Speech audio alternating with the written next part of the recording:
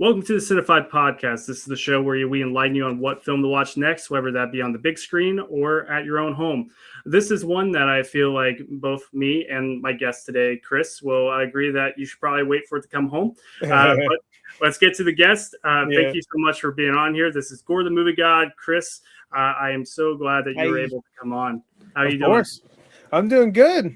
I can't wait to talk about this movie because this is going to be one of those movies that anytime someone brings up in the future, I'm just like, all right, hold on, sit back. I need to talk about this. You need to vent it out. Yeah. Because like if it was a fully accurate retelling of the game, I'd be like, yeah, they did that and that.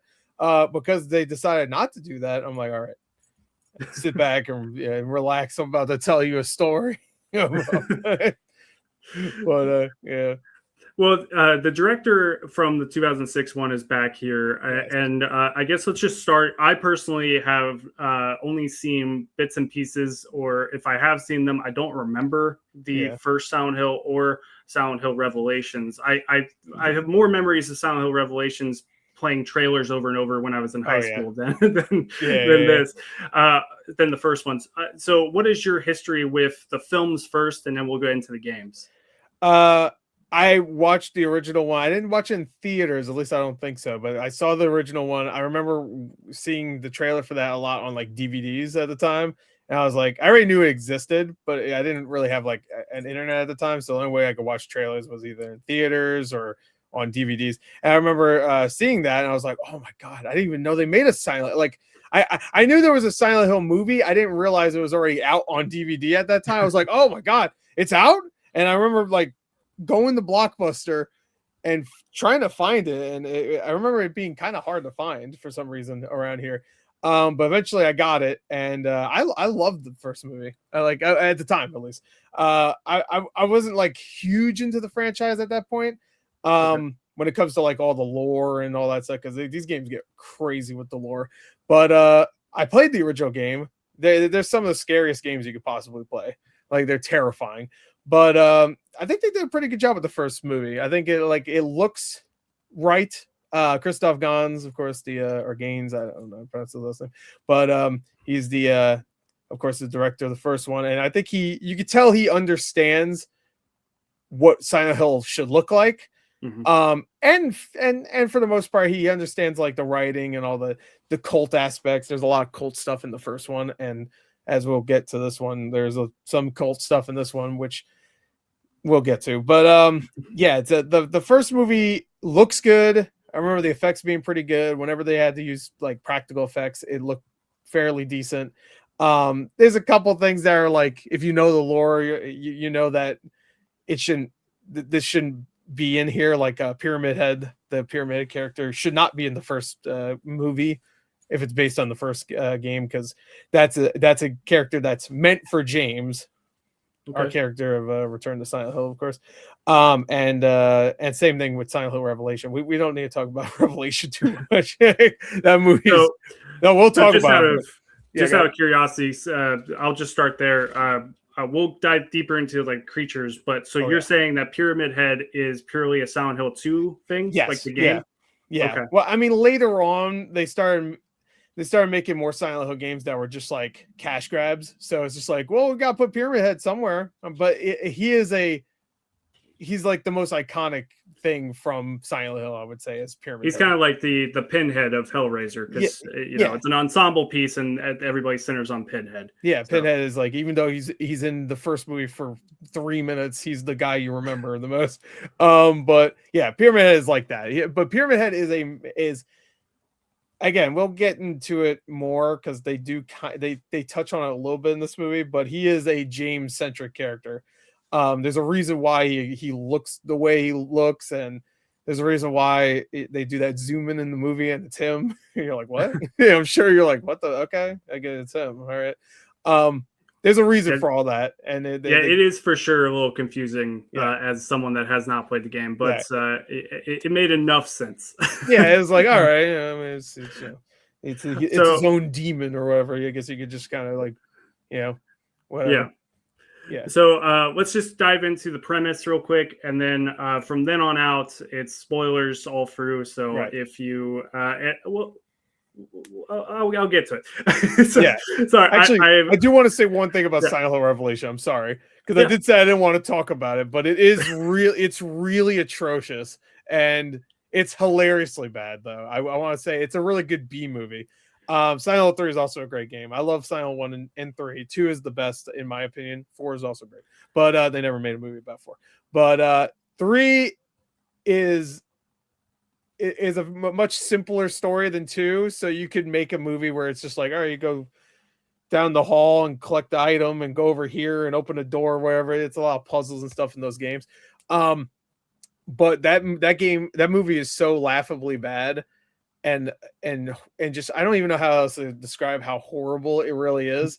There's a Pop-Tart jump scare. I don't know if you remember that. So that's, and of course it was a 3D movie, so every 5 seconds there's like something going, whoa, and it's really bad. I don't even know why I stopped. I just had to bring up because I talked about the first movie. I'm like, and screw the second movie anyway.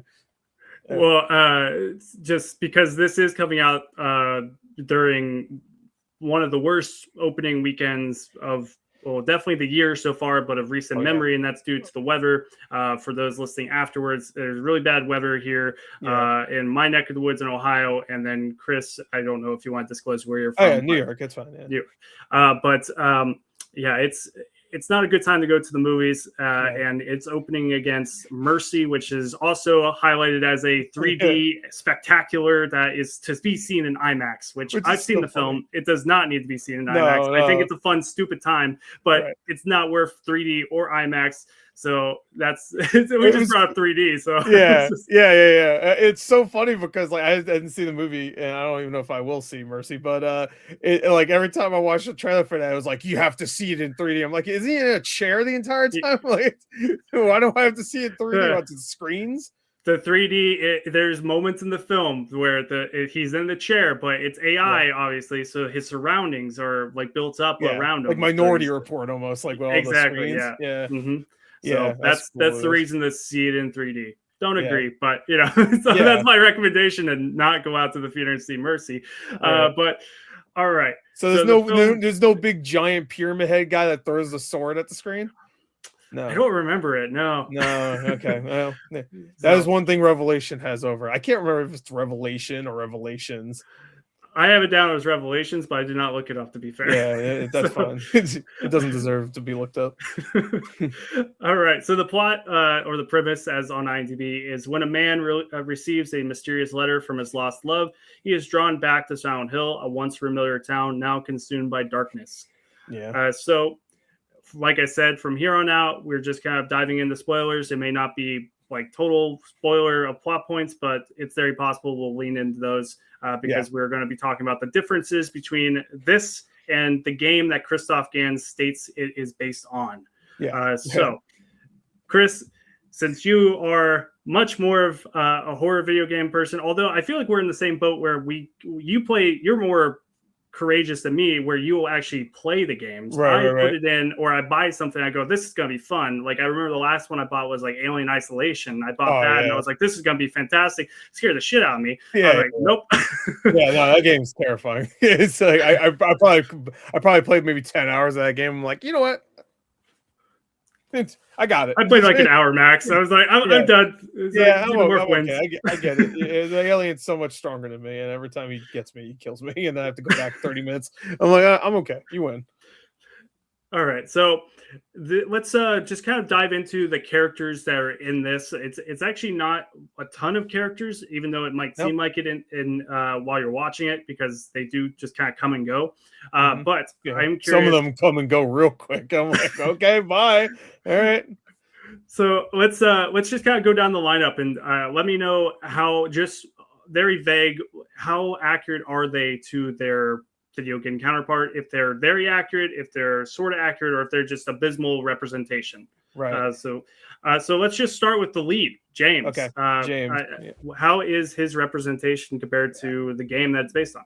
All right. Comparatively to some of the other characters, he's not.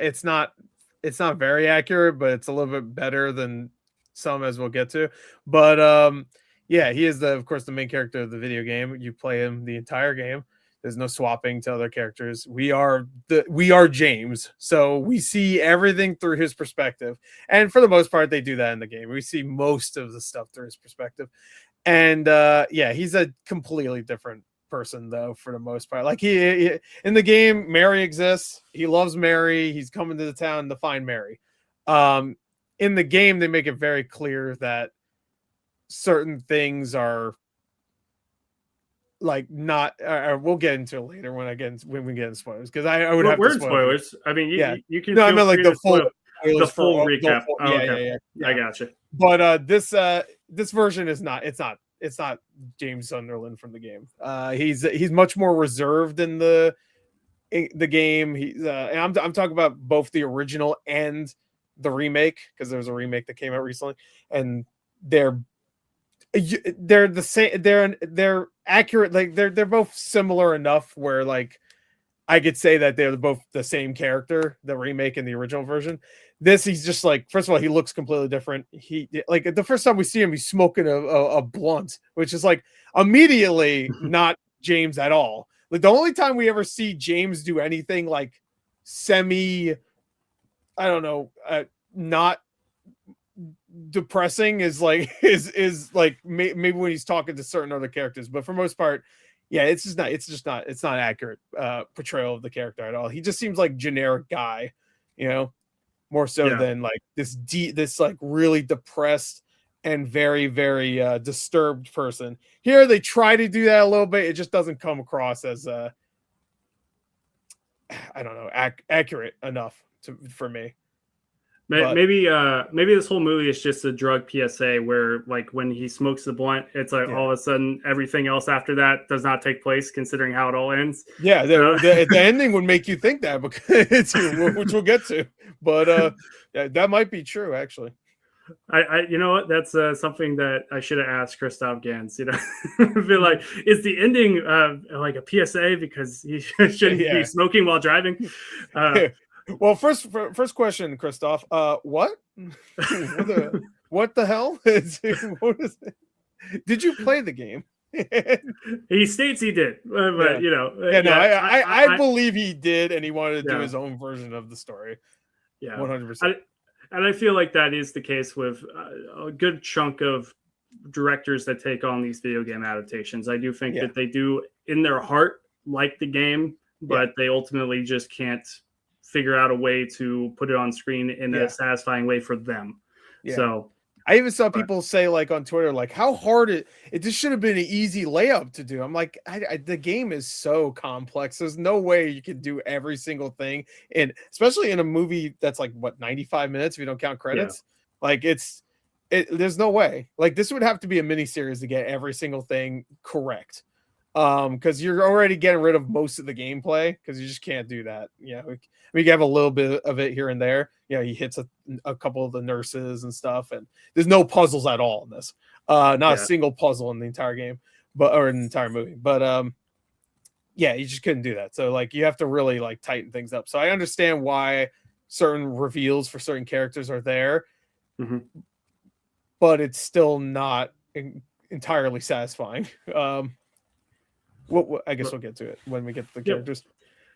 All right. So next up, we have Mary. How accurate is her character? Well, in the game, we don't really see Mary a lot. The game starts with James at that bathroom where he's like looking there. He's touching himself in the mirror. That sounded a little worse than I meant. But yeah, he's like he's doing this shit. That's an iconic moment in the game where like that's how it starts. He walks in, he does that thing, and he talks about how Mary sent him a letter. In the game, it's made very clear that James knows that Mary's dead. So in the beginning, he already knows Mary's dead. He like, Mary sent me a letter, but Mary's been dead for 3 years. At this point, he knows she's been dead for 3 years. So he's like, that's weird. It can't be possible. But he's been so emotionally distraught. He said, screw it. I'm still going to go. Just in case there could have been someone screwing with me. I don't know. I'm going to Silent Hill to see what's up. And this, like, it's not clear he knows that she's dead. He thinks, like, he just broke up with her. And then later it's revealed that she's actually been dead for a little while.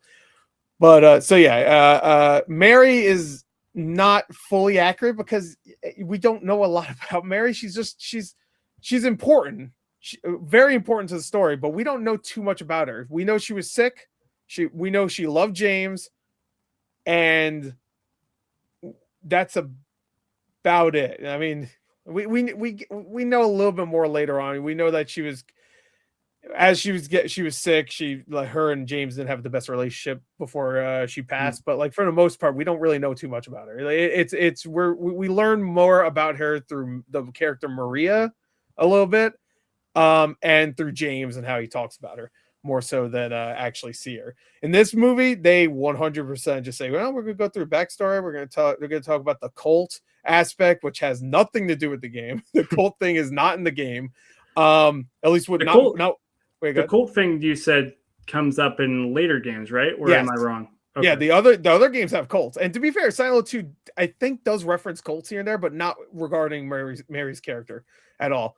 And also in the game, Silent Hill is just a place they visited once and they had a really good time. It was like a vacation. Here, it's where they lived. They just lived there. She lived there her whole life and stuff. In the movie, she just lived there. Her whole family's there, and James moves there and stuff. But like in the game, it's just vacation. Like a vacation. Yeah, the vacation makes way more sense considering the letter, like saying our special place. It's like I don't consider where you live your special place. You know? Yeah, exactly. Like, come back to where we lived. Yeah.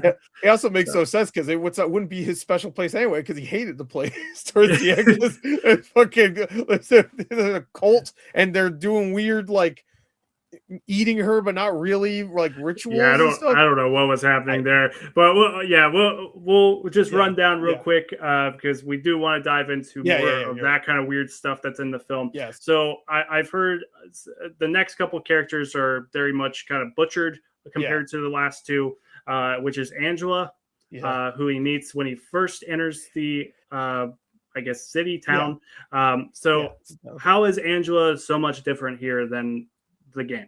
Well, Angela is actually a character in the game, like just straight up a person, her own person. She has her own backstory, which is funny because the Mary backstory they gave here about like, you know, what happened with her father and stuff, that's pretty much Angela, the character's backstory, but they just gave it to Mary and then made, again, this is spoilers. So Angela is not her own person in this movie. She's just a version of Mary, which I didn't hate, honestly, because I was expecting her not to be in this. I'm talking about Angela and Laura. I wasn't expecting them to be even in this movie. And then in the trailers, they show both of them. I'm like, oh, they are in the movie. Okay, I wonder how they're going to do that, considering it's a pretty short movie, I think. And then they didn't really do it. They just made both Angela and Laura just versions of Mary, which I was like, okay, I guess. But I think how they did the reveal with Angela is not terrible. It reminded me a lot of The Dark Knight Rises. I don't know if you remember that towards the end with when it's revealed that his name is Robin. Emilio I was like, where are you going with that? He's just like, oh, I like that name, Robin. I'm like, oh, okay. When she's like, what's our name? It's Mary, Angela, Laura. I was like, it's like, remember my name. It's like the most long name ever for someone from America. Yeah, exactly. She had like 14 different middle names. I thought her middle name's gonna be Eddie also because his ass disappears. But it probably would have been like Edna or something like that. Yeah, Edna. There you go. But we could do both here for both Angela and Laura. They're both completely inaccurate. Laura in the game is literally just a little girl that's in Silent Hill, and everything you experience in Silent Hill is through the eyes of James, like I said before. So whenever you see Laura, you're like, she's just roaming around with all these monsters. You realize that Laura doesn't see the monsters. Silent Hill conjures up just like things for only you to see. So all these characters, Angela, Eddie, as we see in this movie, and James, they all see different things because they all have their own backstories and they've done things that are either bad or very not okay. And they all see different things in Silent Hill. But Laura is just an innocent girl, and she's just there as like the girl that you chase to get like an item, you get a key or whatever, and she's like just being kind of like a shitty kid. She has a connection with Mary though, but for the most part, she's just a girl that you see, and you're trying to like protect her too because you're afraid she's go get killed by one of these creatures until you learn that she doesn't see any of them, and she's not affected by it. She just sees this town as a regular town. There's no like weird fog. There's nothing like that for her. That's only for the people that have done bad that are in that town. They see the weird shit. Okay. I know it's hard to explain. I know it's hard to explain.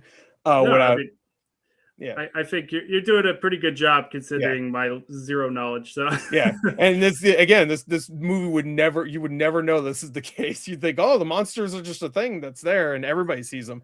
But no, it's like for whoever is in there, they'll have their own little experience that so Laura's just a little girl in the game. Here she's a variant of Mary. She's the little girl version of Mary, and Angela's just I guess she's supposed to be like the teenage version of Mary. Which is interesting that you're saying. That's one thing that kind of like confused me when people are like, "Oh, Angela's another version of Mary," because the film does kind of like address that and be like, when she's near the end, when she's on the bed and it's Angela's character and she's dragged through the bed, but he calls her Mary, and then. I believe that's what happened. Yeah, I think so. Sure. I saw it twice too, but now I'm starting to be like, but I don't remember. That, from what I can tell, to be fair, I did not stop and watch the credits, but according to IMDb, Angela is played by a different actress. I thought that too. I heard it, or I heard someone, or I saw someone say it on Twitter as well. But if you look in the credits, it does cast. It does a credit. I forgot her name. Hannah's. Emily Anderson, I think that's it. Oh, so it is her. It is, yeah. Okay. Yeah, it's really they did a pretty good job with the makeup, because while I was watching even the second time, I was like looking at her. She's not in the movie a lot as Angela, to be fair. She has 3 scenes altogether. And I was looking at her, I'm like, is that the same actress? Because I was like, I didn't know, because the first time I watched it, I didn't like pause or anything to see the credits. So I was like, is that her? And it is her, but they did a good job of they did a really good job when she's the Moth Mary too. I definitely couldn't tell that was her. That's the weird zombie version of her. Yeah, you see, like doing this shit. I mean, that's surprising. I mean, I guess if you look at the eyes, you'd be like, yeah, it's the same actor. Yeah, but right. I mean, it's dedication to go four characters in this film. 4 characters. Yeah. So, and I would say only one of them seems like a cartoon. So, yeah. But all right, Eddie. Why? Eddie. Well, I do want to do a fast breakdown of the film as a whole, but why is he here? Like, why is he in Silent Hill? Is it the same thing? Is he also just like? Is he supposed to be an interpretation of James, or is he just a dude? What is he? In this movie, that's what I was assuming, because like I don't know how they screwed this up. They just it almost feels like they just forgot about him. Like they're like, all right, here's Eddie. He ran away. I was like, all right, we'll see him again. Nope. You never see his ass again. All right. So the only scene we see Eddie, he's just a big guy, a big rotund feller. He's a big boy. So he's just vomiting in a toilet, which to be fair is exactly how we are introduced to Eddie in the game. He's vomiting in a toilet. In this one, it's because he's sick. Yeah. Eddie is a repulsive character in the game. I would like to bring that up. He's straight up a villain. He's mentally not well, and he has a horrifying backstory. Where he abuses animals, and he was bullied, so he ended up killing his bully and stuff, and ran to Silent Hill. So he sees his own thing, and he just like keeps killing people while he's in Silent Hill. Every time you meet him, he's killed somebody else. Which you're like, I didn't even know there was other people in this town. What the fuck? Like, he's just killing people you've never even met. So like, all right, Jesus. That's the character really. Yeah, and eventually you do fight him as a boss at the end of the game. But he's a simple character. He's just kind of unhinged, and he shows up, and he's kind of childlike, obviously, like I said, mentally unhinged. In this movie, he's a guy that shows up and he's like, hey, Jimmy boy. Oh man, everyone got sick, and then he runs away, and that's his character. What I just said is his character. That's it. That's literally it. My favorite. His delivery is so exaggerated. Like when he's just like he says something like, what do you do? And he's like, what? And he's like, out of here for a profession. Yeah. What do you do? It was like, and then he said, I'm an artist. And then Eddie says, like, oh, an artist. I always want to be one. I always have messed up dreams. And that's the only indication that maybe he's a variant of James. Besides they also kind of like really shitty the really shitty beard they tacked onto the actor at the end of this movie, which like the first time I watched it, I was like, is that a fake beard? And then the second time I watched it, I'm like, yeah, that's definitely a fake beard. Yeah, he looked like Gilly Mays.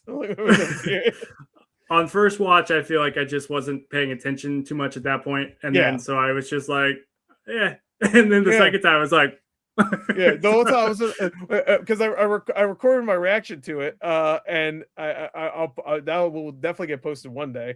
And I'm just like, like my brain was breaking. I was like, is that why would they do a fake beard? Why do a beard at all? What's the point? I guess to show like he doesn't care about. Like he's only thinking about his art and Mary and stuff. So he's like, he let himself go. Yeah. That's like the common thing you do in a movie and any story is like he doesn't shave. That means he doesn't care about his physical appearance. But his hair is the exact same length. So even though his hair is the same length and his facial hair is not like bushy, it's like groomed. Like groomed. They went to Spirit Halloween and got their best fake beard or whatever. It's like, I wanted, like in Hot Fuzz, I wanted a big bushy beard. A great big bushy beard. So that's what I wanted. Show some, bushy. It's like all messed up and matted. Pretty much what I look like after a month. They should have just contacted me. I would have told them exactly what. Yeah, you have to cut this part right here. There you go. Yeah, make it so that's not even at all. It's too much right here and not enough right here. There you go. Yeah, you gotta make it just right. Yeah, perfect. There you go. Now he looks disheveled. I know all about that. Okay, so now that we've actually one more character that I completely forgot about. The therapist doesn't have a name. I don't think. Maybe does. I didn't catch it. But are they involved in the world of Silent Hill, the video game? No. That is a completely new character. And I actually didn't mind that character. We'll get into it later. Not that the character was like strong or anything, but the whole idea behind her character, I didn't mind. And I guess we'll get to it later. One character I did want to bring up, I mentioned Maria a little bit. Maria is an extremely important character in the game because she's supposed to be the version of, because James had to deal with his wife being sick for 3 years. Because it's revealed later on that he's misremembering things. So he actually had to, for the last 3 years, he's been dealing with his wife being sick and stuff. I feel like maybe I don't need to spoil that part. Maybe later I'll spoil. But anyway, so he's been dealing with this for 3 years. So he's just there by her side pretty much the entire time for the last 3 years and stuff. Silent Hill 2 has a lot of sexual like aspects to it. Like the nurses are sexualized. Even the other weird enemies, like there's like these mannequin leg creatures that are literally like 2 legs on top of 2 legs. So it's like that's what they are. And even the spitter guy you see in the beginning has like kind of like a womanly figure, let's say.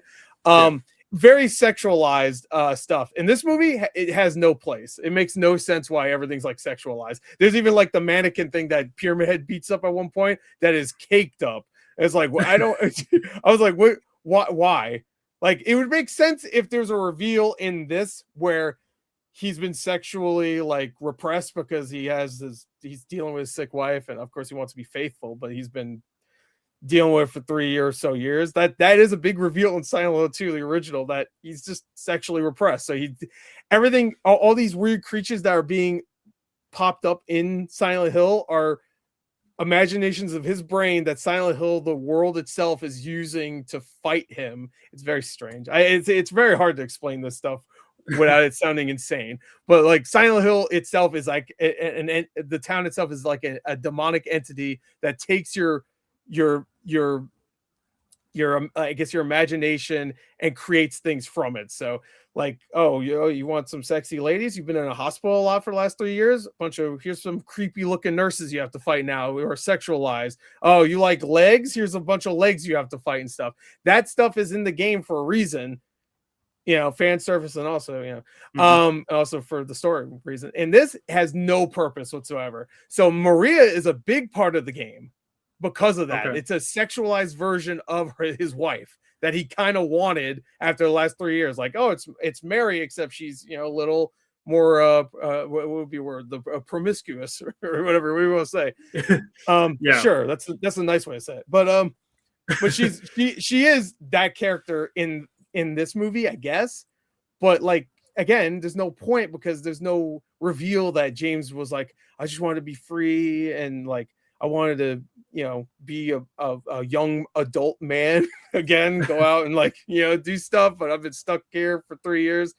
Like, James in the game is very like, it's supposed to be like he's for the most part he's a good dude, but he does I don't know, I shouldn't get into it yet. Yeah, so that whole sexual aspect is just, there's no point of it being in here besides like, oh look, the creatures look like the game. I mean, that's it. That's like, they look like the game creatures. Is there a reason why they look like the game creatures? It's because it's Silent Hill. That's it. That's the only reason.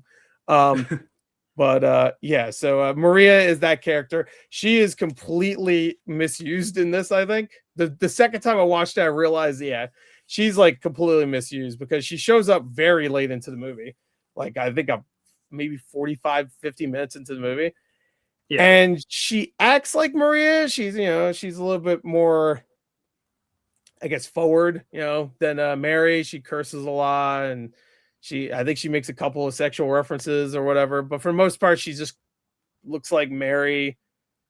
Even James doesn't bring this up. In the game, he immediately brings up that it looks like his wife. And this one, he doesn't say anything. Maria has to be like, come on, I look like your wife. Can you just bring it up once? He's like, oh yeah, I guess you do. And then I look like your wife with a wig. Yeah, with a really shitty looking wig on. But I was confused on why they did it the way they did it, because the game does it perfectly where she gets killed, but then she comes back, and you're like, what? I thought you died. And then she just comes back and is like, no, I'm fine. So she keeps coming back after being killed multiple times. And it's just like, what the hell's going on? Who is this? Why you look like my wife? Why you act all cryptic? Because she acts really cryptic and really weird, sometimes even like threatening. And then it's revealed that she is just a version of Mary that this town created to pretty much stop James from progressing, pretty much. I mean, that's pretty much her reveal, to the point where she's pretty much the main boss fight at the end. So here it's just not. She just gets killed at one point and she's gone, and that's it. Like, I don't need you anymore, Maria. I'm like, I don't think you needed her at all to begin with anyway. You didn't.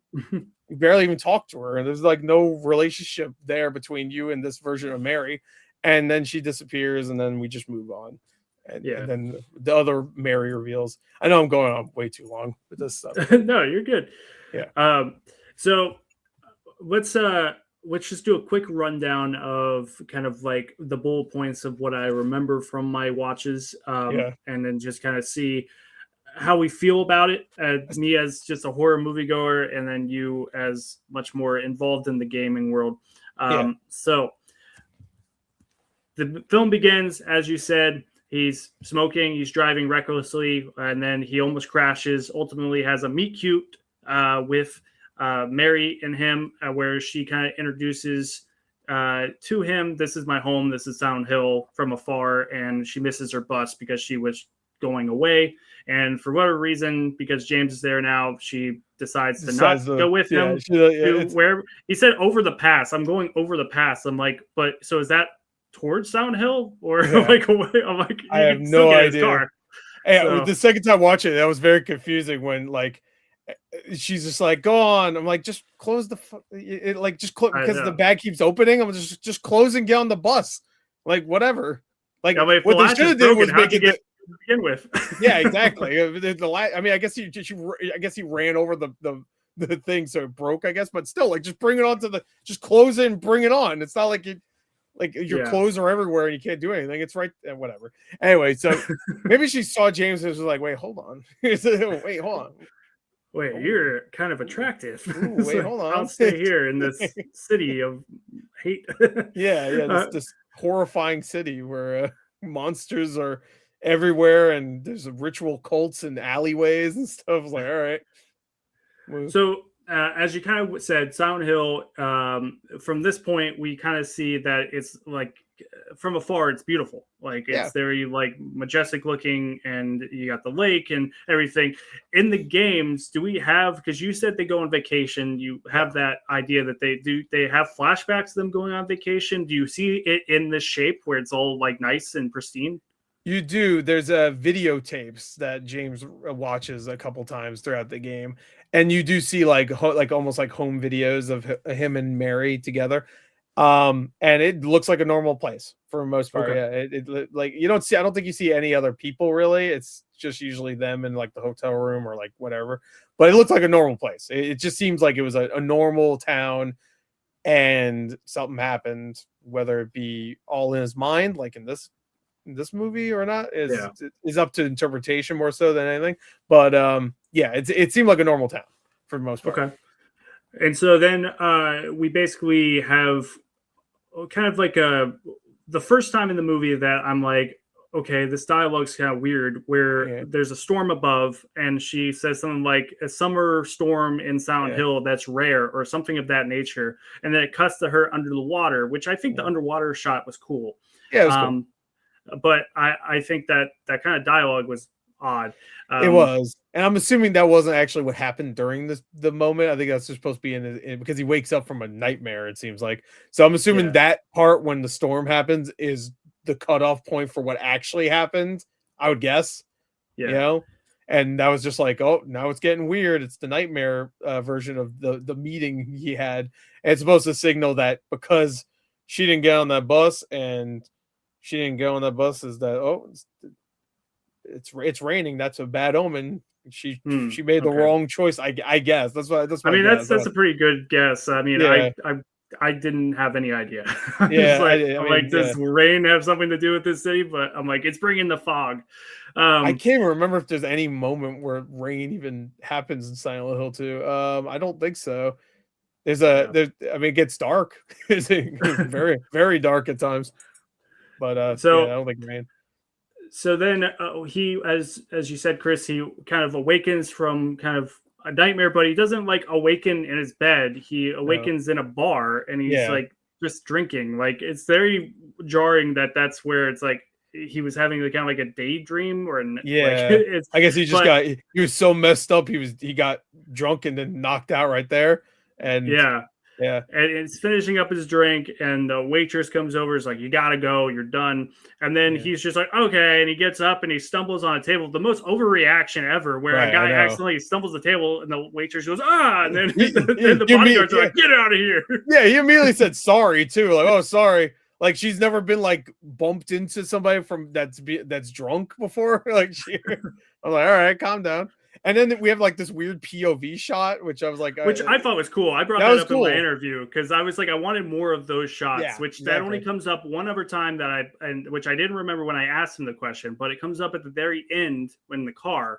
But I'm like, they should have done more of this hardcore Henry first person. I would have liked that. It does happen another time, actually. It's when he's running away from all the monsters. And he's running, and you can see him like dodging stuff, and then it's like POV for like half the scene, and then it goes out, and then it's him like running away. You're so right. So it does happen, but it's like it's so jarring when it does that you forget that it already happened like 30 minutes earlier. It's like, oh, POV shot, and then you don't think about it already happening earlier. So it's not like this is like, all right, it's so sparingly done. 2 is a third-person game, right? Yeah, it is. Okay. So I guess people would be upset because they made a hardcore Henry first-person perspective, but I would have liked that. So I mean, that would be cool. I mean, if the entire movie was in a hardcore Henry perspective, it would be kind of sweet, actually. But I wouldn't even question why this third-person game is first-person in the movie. I'd be like, all right, it's cool. Yeah, cool, I mean, it's all just for the effect. Yeah, but a filmmaking aspect. We're in the eyes of James here. We're experiencing the nightmare world with all the CG around him, and I think they use the volume. You can kind of tell that there's some green screen or volume being used at times. Yeah. You can really feel it. You feel the Silent Hillness. It's scary. The illness. Yeah. It's terrifying. So he gets kicked out, he gets thrown, and while he's in the bar, he misses a call from his therapist. The therapist immediately calls again, and he answers being like, "You missed my appointment, come in tomorrow." And he's like, "Sure, maybe, I don't know." So he goes home, paints. While he's painting, he gets a letter, as mentioned from the premise, which is from his lost love, or the love he left behind, which is Mary, which, as you said, Chris, in the game, he already has that letter when you open in the game, right? So you don't get into that flashbacks. All of this bullshit is not in the game whatsoever. Yeah. And one thing that actually annoyed me is that I guess we'll probably bring it up again later, is that like in the game, the letter is actually not even real. Like, he had, because the entire game, he has this letter. It's in your inventory the entire game, so you go always look at it whenever you want. And then it's revealed what really happened with Mary. And then you look in your inventory and it's just completely blank. There's a paper, there's no letter at all. So it kind of annoyed me in this. It's just like, I guess it was just a letter. Like there's no reveal later that there was no letter or anything. Also, they completely butchered the letter. The letter is nowhere near as iconic as it was in the game. Like it also, why do you think that is? Like, couldn't they have just lifted it directly from the game to here? Like, is there something in the game's letter that is so like distinct to the way that the game plays out versus this? Like, I think it's because this one kind of refers to it as a home more so than just like our special place. Because this one does say our special place, but also like the reveal is that they actually live there. Maybe so James is way more familiar with this place. In the game, when you get the letter, it says go to our special place. He'd be like, I thought the whole town was our special place. What that, like, where do I go? Like, he doesn't know which place to go. So that's why you go through all these different levels or these different areas, because you have no idea which place is actually a special place. Here, I think maybe they just shortened it to make it seem like, all right, well, it's the apartment. You're just going to the apartment. That's their special place, I guess. And I mean, it was wrong, but still, say it's just like then we don't even refer to the letter ever again. Like go to our special place, and then he just never thinks like our special place. He just keeps wandering around, and he just gets teleported different places. Like literally at times he just he goes and then he wakes up and he's like, oh, I'm just in the water now, and which I guess makes sense when it's revealed later what's going on, but we'll talk about it. To me, that when he had those moments, that was the most jarring, and what happened, and have to back up the movie and be like, wait a minute, what happened? Oh yeah, I wasn't supposed to know. Just, like whenever he gets triggered enough, I guess, like one of his head things, he transforms the world into his, which is close. It's close to accurate to the game. Like he's conjuring these monsters up with his imagination, or his his messed up mentality right now. So that's close to the game. I'll give it that. But the monsters are still there even before he does that anyway. So I guess that kind of destroys that argument. It just turns the walls kind of yucky. That's usually it. Like the monsters are still there in this movie, even before he goes, oh, and then the world changes. So I don't know. I don't know. I don't know what they're trying to say, honestly. And so when he goes and returns back to, he takes that as the note as I gotta go back immediately, even though he's incredibly drunk. So he once again recklessly gets in his car, drives through Silent Hill, which is closed off for a mysterious reason. He finds a way down the path, which in my eyes, even on second viewing, the way he's walking is very stiff, and it feels very much, and even when he turns to the stair, it's like that. It's very weird. And it feels very video game-esque, but he could have been directed to be walking like that, because that's kind of how you walk in the game. It's almost like a tank. They call it tank controls and stuff. So he could have been directed that way. But it almost feels maybe he was trying to watch his stuff, because he could have just fell down that, because he's actually going down a hill or whatever in that forest. So be careful. Be careful. We only have a $20 million budget. We can't add a couple 100,000 more because you injured yourself. We have to delay filming. It's like we can't get another stump person in here with the same wig. We're using the same wig for every character in this movie. Maria has the same wig, and Laura has the same wig, and Angela has the same wig. They just painted different colors. That that would be resourceful. So he ultimately comes into the town where he enters the border of the town, which has Angela, where he meets. Who Angela is stacking sandbags to kind of hold back the lake water from what seems like coming to the cemetery. That's what it looks like. They don't really ever go into why she's doing this beyond that, like saving the cemetery. There's really nothing involving her character. I'm going to assume maybe that's just something Mary had to do when she was younger, and she was kind of has this vision of Mary. She had to, I guess she was just reverting to that or something, or maybe it was even just trying to trick James just by having a character do something so he doesn't question why obviously his wife is there and she looks like a ghoul. She looks like a Tim Burton character right now. She should be an Edward Scissorhands, but whatever. But I mean, to be fair, that scene is pretty accurate to the game, though. She's not stacking sandbags, but she is in the cemetery the first time we ever see her, and they have an awkward conversation where they have a similar conversation, kind of. She's in the game. She's looking for somebody else herself, but they do talk, and there is a weird little meet up there. So it's compared to other things, it's accurate enough where I'm like, all right, well, there you go. We're still good right now. Like while I'm watching a movie, I'm like, oh, we're doing good when it comes to accuracy. The place they found for that bathroom and the little like shot of like the town and stuff, that little area looks almost exactly like the shot from the game. I don't know how they found that place, but it looks exactly right. So I was like, all right, cool, damn, perfect. We're doing well. And then almost immediately after I was thinking that, it was like, all right, here we go.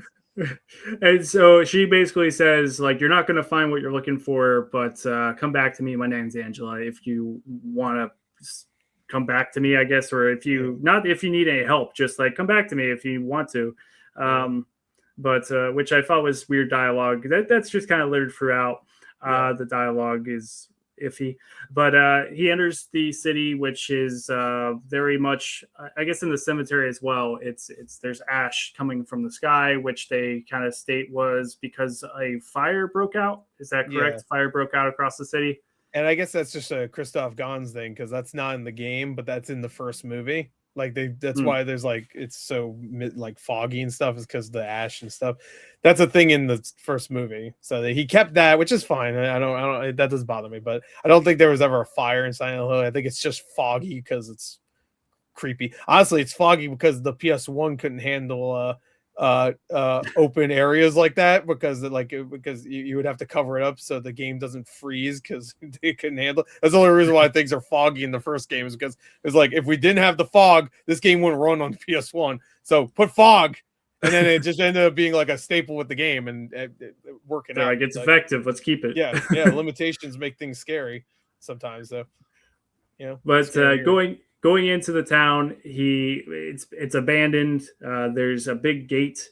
We see some like rotten meat and some very like rundown businesses, and there's a quarantine gate, which of course he just kind of ignores. Yeah, he's just like, I mean, most of the time, whenever James is walking around the town, he has this face. He's like, oh, what's happening here? To be fair, that's an accurate face. I'd probably be like, too. Like almost the entire time. Like, huh? Like, you went to the homeless dude later. He's like, anyway. And he hears a mysterious kind of radio, which I am curious if the radio comes into play in the game or something of that nature, where when creatures are around, it does have kind of like an interference. Yep. Is that factual? That's 100% accurate. One of the few things they nail is like whenever there's an enemy nearby, your radio will go off. It's your way to know that enemies are approaching, I guess.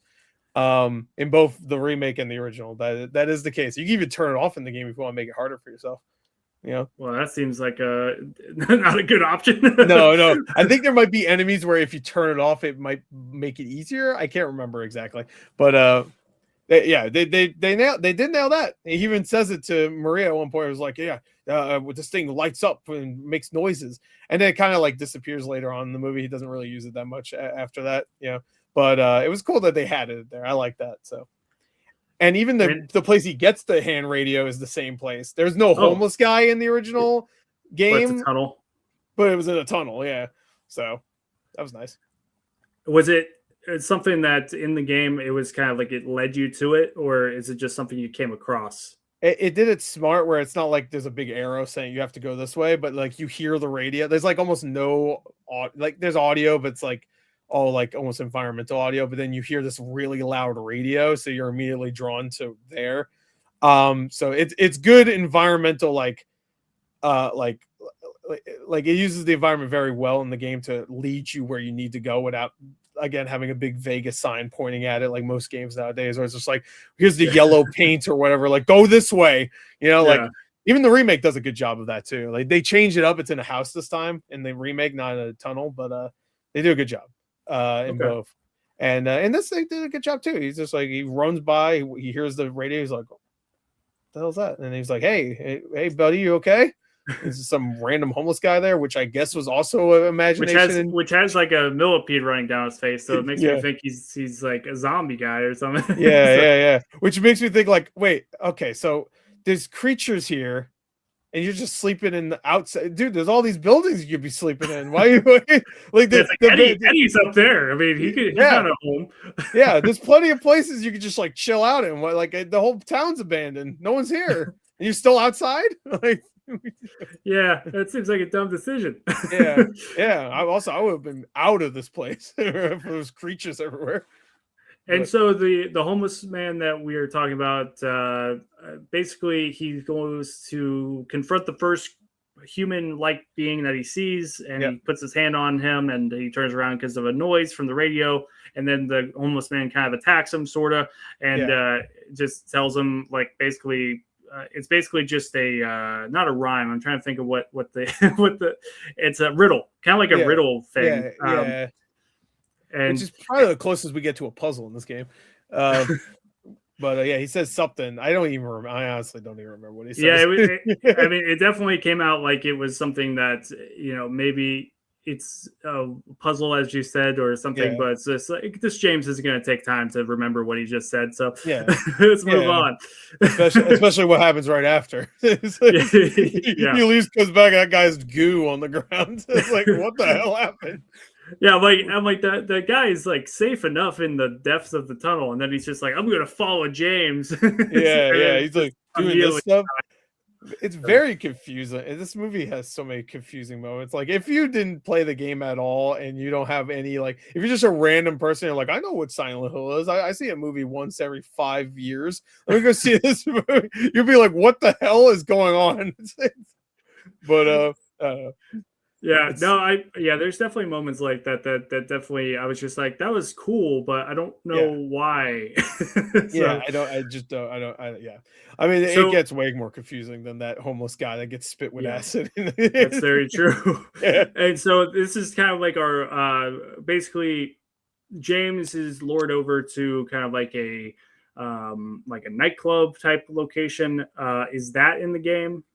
It is. Okay. And we go in there and that's where we like have an interaction with Maria, and she's being seductive towards James, and James is like trying to be faithful even though he thinks this might be his wife. He's not too sure and stuff, but also it's kind of revealed in that part of the game, at least in the remake, that he was an alcoholic at one point, which this game does make clear he is an alcoholic. So but because he like Maria's offering a beer in the remake, and he's like kind of shaking a little bit, so you can tell he wants one, but he has to be good. But so like that Heavens, I think it's called Heavens, I forgot what it's called, Heavens, Seventh Heaven, something like that. It's apparently like a big prominent thing, because I saw the released steelbook for this movie that's going to come out, and the back cover is him in front of it. So I'm like, it had to be something iconic, I guess. It is. It is. They even on the Konami store, the people that make the game, you could buy like the sign. You could just buy that, the light up like neon sign. I mean, it is iconic. It's like a bar / strip club, I think it's supposed to be. I can't remember exactly, but it's iconic in the games, and they put it in here as more of an Easter egg than anything else. Which is fine. We have to get through this story. I understand we can't spend 5 minutes in a bar, but it would have been nice to have 5 minutes in a bar to have like character growth, but Well, I mean, we do kind of spend 5 minutes in the bar because immediately that's true, when yeah. we get our first flashback, which True, yeah. where we introduce the idea of these weird kind of like people that are surrounding Mary, and it's like their first meeting of. It's kind of like a family meeting, like the boyfriend for the first time, being like, "Hey, this is this is James," and they make a comment about Mary's dad, and then they're like, "Oh, you knew him?" And they're like, "Of course we did." Yeah, we loved him. What was his and- name again? Didn't he have like a weird like cult name, I like don't- Jebediah somewhere? it was probably something It was like probably that. Jebediah. I don't even know. Her last name's Crane in this, which by the way is also not accurate in the in the game. Her last name's Shepherd, so which is also a very cult name. So I don't know why they didn't just keep that. Yeah, I mean, maybe changing the names just be like, well, see, it's not actually the person from the game. So yeah, there you go. but, well, they wouldn't be wrong by saying that, considering how inaccurate all this stuff is. But sure. Yeah. And so we got the first cult kind of reveal. It's not fully revealed till later, but you get the idea that these people are weird, and they really her father saved them and whatnot. And then it kind of dives back out from that flashback when we hear a scream from outside. He runs out, and as Chris stated, the guy that we saw in the tunnel is now goo. He's melted, which is probably the most violent thing in the entire movie. I would say is like that scene where you see his face just. It was a good effect, actually. I'll give him that. Like, it was obviously CG, but it looked pretty good. Like, his face is just melting and stuff. I was like, oh shit. All right. Yeah, no, it was good effect, and that's where we get introduced to our first creature, which are called lying figures, correct? Yes. Which is there a reason why they're called that? Because they're not lying down at any time. No. Well, they do in the game. And Okay. they in the game, once you hit them like once or twice, they fall on the ground and they just start shuffling towards you. And immediately, when any creature starts shuffling towards you in a game, you immediately go, ah! And so like that's pretty much the entire time they just like shuffle around. I don't know if they're called lying figures because they actually just. I don't know what word it means, like lying like on the ground or lying like they're liars. I can't remember the symbolism for them besides the obvious sexual nature of it. I can't remember because they have like their hands like strapped to their backs. Yeah, like almost they're very like BDSM, like strapped down, yeah. And then it's very much like it's very phallic or not phallic, but very vagina-esque. So. Oh, I'm trying to remember what's the phallic version of female.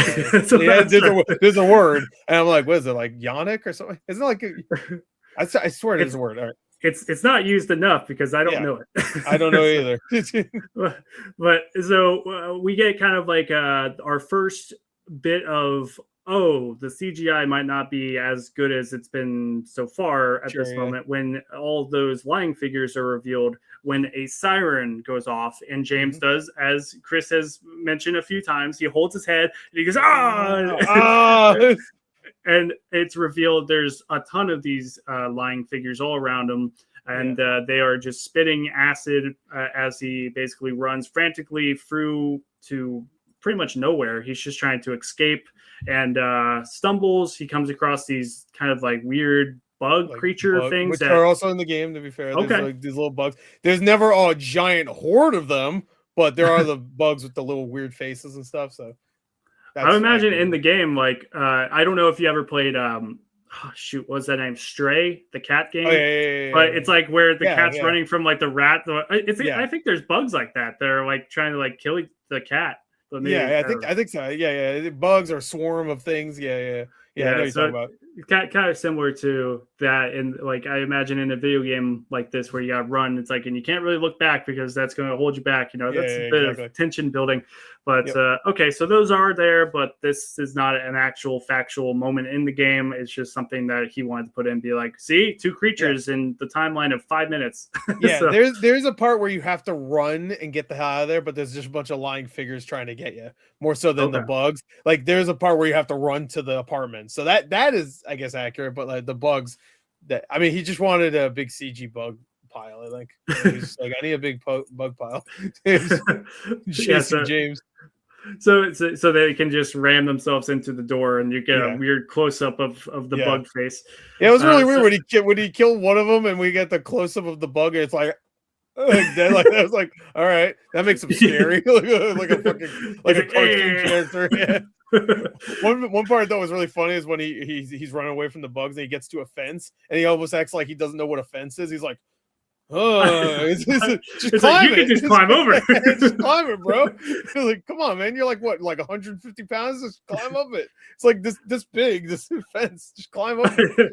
I know, yeah, and yeah, it's one of those moments in the film where it's just like, okay, like is this fence really a fence, or is it a deeper meaning where he can't find a way through it? Yeah. But I mean, when you make something stupid, I guess you could just say there's a deeper meaning and then not explain it at all. You know what? That's valid. It's a mental barrier or something. I don't know, whatever. Bugs are like bugs are scary. Yeah, the bugs are scary. And so he finds refuge in kind of like, is this the apartment building he goes into? Yeah. Which is the first time that, not knowing as someone that's not a fan of the games, not knowing that, oh, this might all be in his psyche, I was just like, oh, this is very convenient that he would run directly to the apartment, and then he has kind of like a vision of kind of like a zombie type creature up on the staircase calling his name. He goes up and finds this is actually one of the things that I'm kind of confused about, even on second watch. He goes up there and it seems like he's going into their apartment, like the bed, and there's like the TV with the videos, which I think the videos they kind of say is involved the cult stuff. We'll get into that, but he then goes into the balcony, and like climbs over to another apartment. I couldn't remember. Like I remember watching. I remember watching it the second time, and I was just like, "Why did he do that again?" And I didn't go back. I should have went back to see like if maybe like a staircase. And I think he climbs up because because when it pans out, like there's like that. Like, to be fair, it's a really like scary image of like this kind of like moth covered like person in like the reflection of the light, and so he climbs up there, even though it's his same apartment. I don't know. Eddie's there, but when he goes in there, it's revealed that the moth person is not actually a person. It's a mannequin. It's a mannequin, and then we see which is in the game. Okay, cool. Yeah, there's a mannequin. You find with Mary's clothes on it, which they don't really explain why that was the case in this. What's the case in the game? Why do they find a mannequin? Well, to be fair, there is no case in the game either, but like it's just like it's like a thing. Well, I guess there is because there's a bunch of mannequin enemies you fight, so I guess you could like make the excuse that that it's supposed to be like a nurse symbolism thing. Like Mary's kind of like these mannequin things you're fighting, and here's a mannequin with her clothes on it and stuff. It's also you could just say the town's fucking with you. It's also a video game, so it's just like, all right, we have to have like some images that'll creep you out. We don't need to explain it. You know, that's valid. And I will say, I feel like maybe I wasn't paying too close attention to Mary's wardrobe, but it feels like she had one dress. So just generic like little like coat thing, and then it's like where they met, and then she had some outfit, and then after that it's just like the dress. It felt like when they met, that was the same day they also moved to Silent Hill. It's like there was like no time in between. I guess that's another thing I should address, is that in the game they make it very clear, or if you read the lore, they make it clear. If you look at the lore, it's you find out that they were college sweethearts, so they didn't meet like, they didn't have a meet cute by almost killing her. And it wasn't like a year later that they moved together. You know, they've been together for a long time, and also they're only boyfriend and girlfriend in this. In the game, they're married, so technically her name is Mary Shepard Sunderland. I think that's the full name because she took her name and his. I guess you could do that, but in this one, they having it so that they're not married actually makes it worse, because it's just like he's going through all this hell for someone who he loves, but he broke up with because of a cult thing, and two, they're not married, and that means they probably haven't known each other as long as in the game, because in the game they've known each other for at least 10 years. So I feel like I could be pulling this out of my ass, but I feel like at some point they say it's been like 9 months. Oh, did they? I don't even remember. I feel like it's something like not that long. Like, I feel like, damn. So Yeah, but I might be pulling that out of my ass. It's just popped into my brain. But I feel like they're not married because they did not want to have another name on that dumb tombstone. Oh yeah. A fifth name. Her name was Mary Angela Laura Crane Sutherland. It's like, oh my god, Jesus, we need to get a bigger stone. Or a smaller font. Yeah, smaller font. I'm like, the font's so big. It's like it doesn't even say when she died on it. It's just like her name. We couldn't fit it. She has too many names. We couldn't fit when she died. Get the magnifying glass out to find out who this is later. And so from there we get yet another flashback. This is much more like very like distinct, like or abrupt, and be like, hey, there is a cult. This is a cult film like in her life. Because we see that there's it's basically like a sculpture head of her dead father, and it opens up for some reason. I don't know what is inside of it. That doesn't really make sense why it opens. There's like a symbol. I think that's the same symbol from another game or something. I don't remember the like there's one symbol called like the Metatron or something like that. I don't remember. Like this is the thing, like the lore of Silent Hill 2 I love, but it's more so the character stuff, not really any cult aspect. So like Silent Hill 1 and 3 deal with cult stuff way more than I think 2 maybe references a cult, and that's about it. So so we James in the flashback is just coming home from wherever, and he has groceries, and this is another moment in the film where I'm like, how the fuck did you not hear him? He comes in and goes, he's right there. Or he goes, hello. The door's not even open, closed all the way. It's like to me, it's like anytime that a character does that, and it's so monotone too. It's just like I don't remember he says honey or Mary, but he's like Mary, and it's like reminds me of like in Heavy Rain, just like in the abundance of people like Jason. Jason. Exactly. Everybody here in the mall. There's no way your son in here. He's just choosing not to find. Like, look, Sean.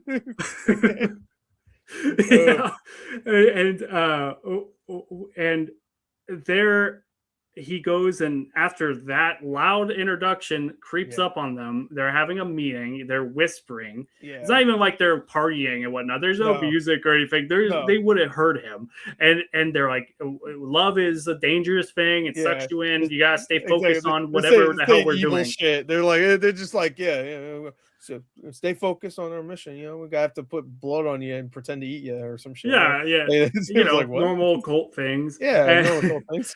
and normal like fashion and horror films or thrillers where someone's meeting and they're not supposed to be there. There's a little crack, and they're like, all look at them. They're like, oh, the man of the house is here. The lights come on, and they all walk out, and they have a fight. And that's the end of that flashback. We go back 100%. James, I'm jumping ahead a little bit. James is 100% correct by leaving. So I just want to say we'll get to it later, though. I'm going to go ahead and say valid. I'm like, I'd be out after that interaction. Then later on with the thing we keep referencing where they're like devouring her or whatever, I'll be like, fuck this, I'm leaving. It's done. You can come with me if you want. If not, deuces. See it. Peace. And so he hears someone vomiting. We kind of covered this earlier when we were talking about the characters. Eddie's in there. He's vomiting. He's infected. He has some of the worst delivery of all the characters, and where he's like, you're not infected. He's like, we're all infected or something's dumb. And he shows his wounds, and ultimately they have their little back and forth where they get to know each other. He says a little bit about Silent Hill and people being infected, and there's things running around, and then they make their escape out of the room to I guess he joins them just to join them. They don't really explain why he's joining them. He's just following them for a second. They hear her crying. He's like, do you hear that? And Eddie is like, no, I don't hear anything. And then you find out there's a girl there and Eddie could see in the him. wall. Like, Yeah, but Eddie could see her. So like, how the fuck did you not hear the crying? Then like you said, like I don't hear anything, Jim. Well, boy, I think at that moment it's like he didn't want to do any interruptions. He wanted to get out. And it's it's just like I'm good. So and it kind of, and what I've heard from people is that have played the game is that Eddie, as you said, is a villain, but isn't he led to villainy because he was bullied when he was younger? He was bullied, but like we don't really see that. So the only thing we really see in the game, like he talks about being bullied and he killed the bully and he also killed a dog. Like if at first he killed a dog, he abused the dog and then killed the dog, and then that worked him his way up to killing his bully, and then he ran to Silent Hill for whatever reason. I guess it's just because it's an abandoned town, so you can just hide here.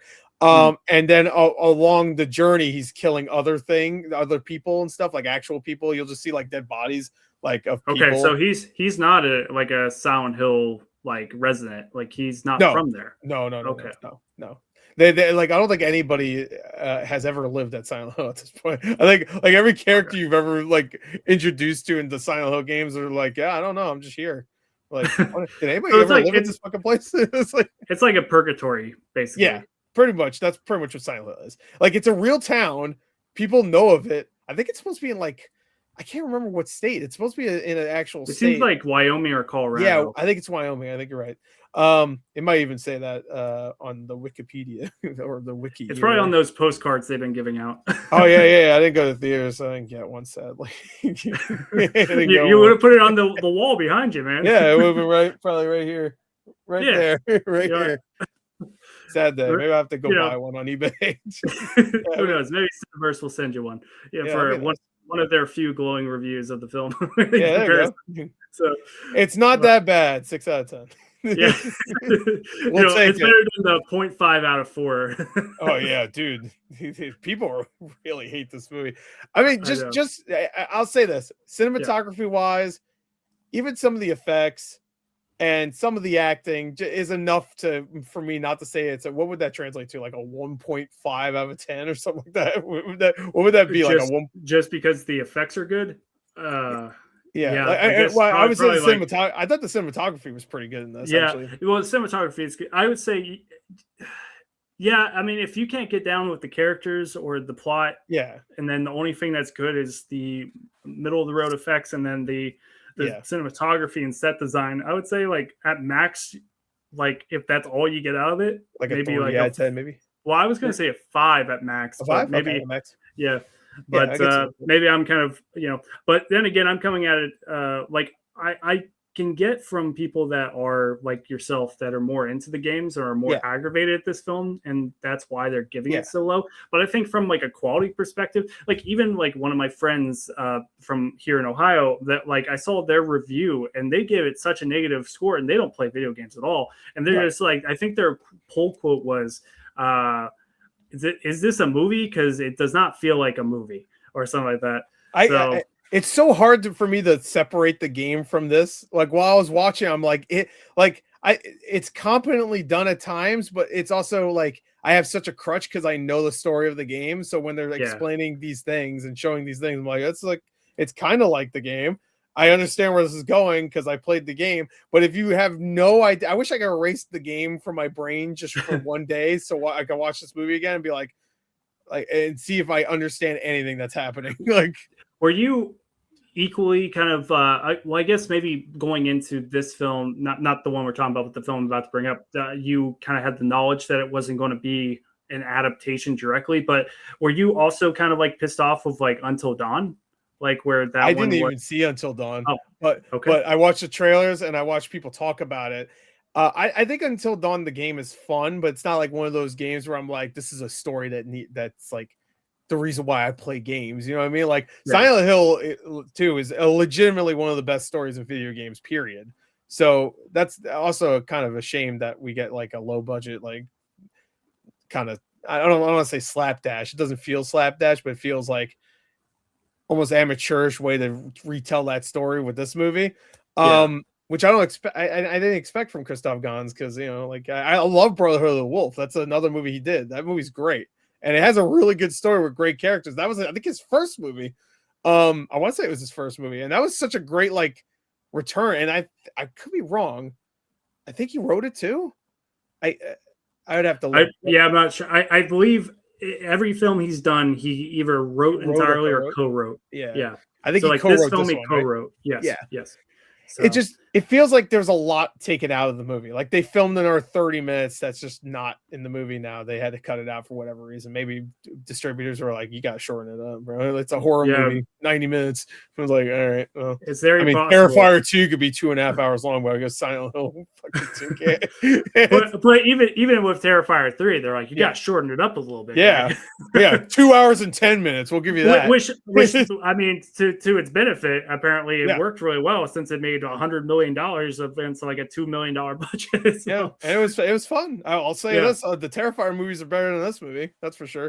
But I have more fun with them, but that's because of the fact that you have such an iconic character, and there's not, and that's I guess more so an iconic villainous character. And here, really, the only me going into this blind, like, and having seen very minimal of the other ones, it was definitely like Pyramid Head was the only thing, and I knew the nurses vaguely, but I didn't know like their whole motive and whatnot. But as far as Pyramid Head, I knew that design because you see people like that at cons all the time.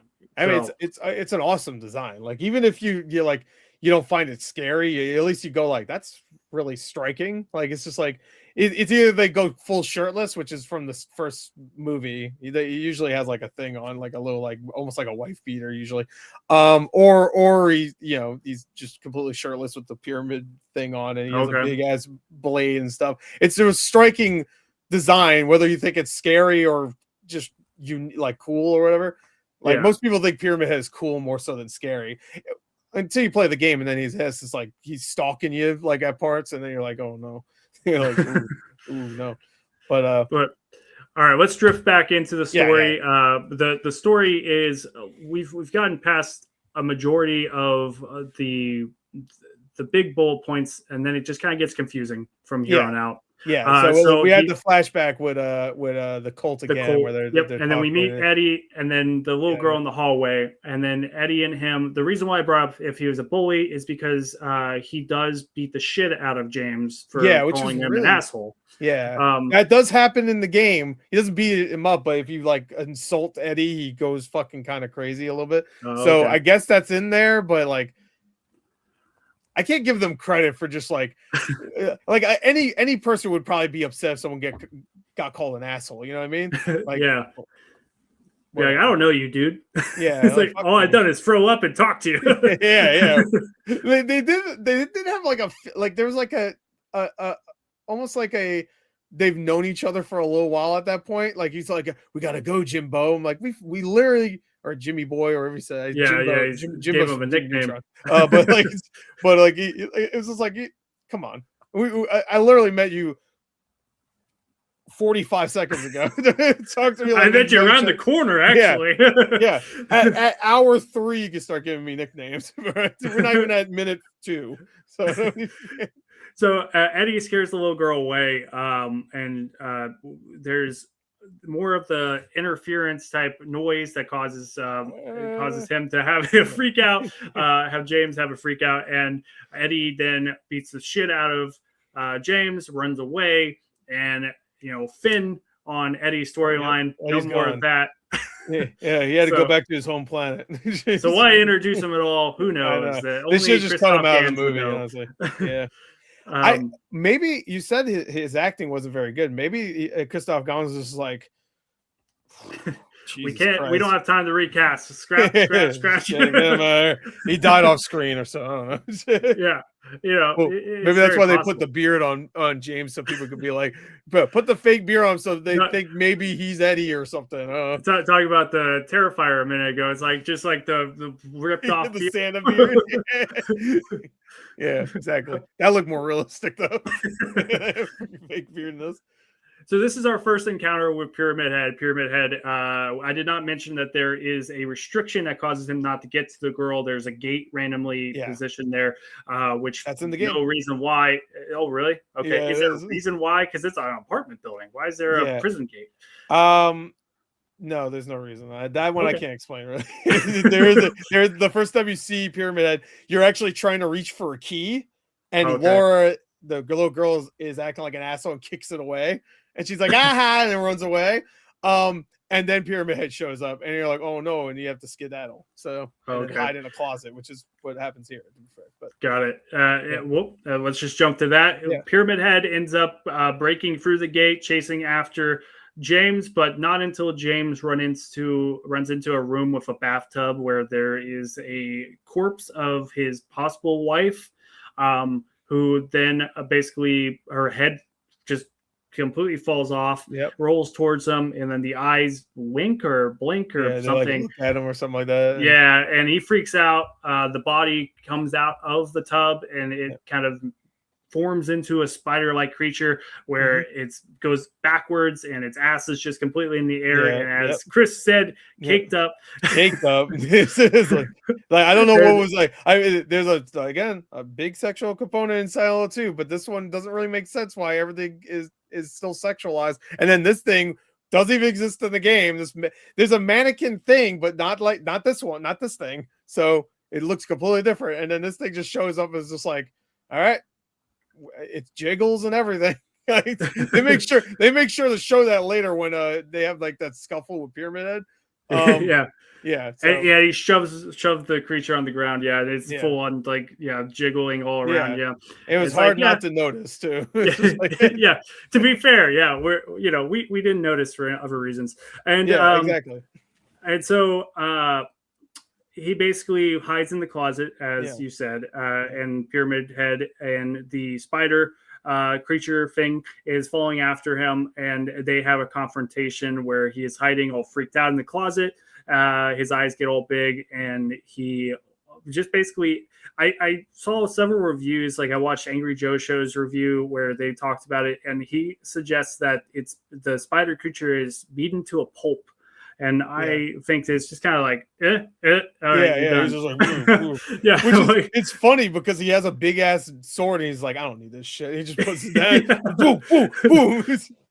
But, again, kind of similar to the game. There is a part the first time James sees Pyramid Head, he has one of the regular mannequin enemies, and he's like pushing it on the table. And there's another kind of sexualized thing it's very vague, but it's also like, what is Pyramid Head doing to this? Because he's not punching it, he's like grabbing it and moving around. So, and they're not showing you a lot of it, so it's very weird. Here it's very explicit. He's just like, Pyramid Head's like had enough of this shit, and he just starts beating the hell out of it. Which, all right, fair enough. All right, WWE beatdown. Which was it was a cool scene, I guess. He's just like, all right. I think it could have, as you said, he has the big sword. It could have been even like he's so much bigger than that creature. And there's like you had stated, there is really the most gruesome scene is the face like falling apart at the beginning with the black goo. There's not really like bloody scenes in this film. No, not really. As far as I remember, and it's rated R. So it's like you could have had it be bloody. And, it's not much cursing either, too. Like. No, not. I mean, like you said, Maria curses a little bit, a couple times. But there's not like a ton of cursing, and I think James curses in their final fight.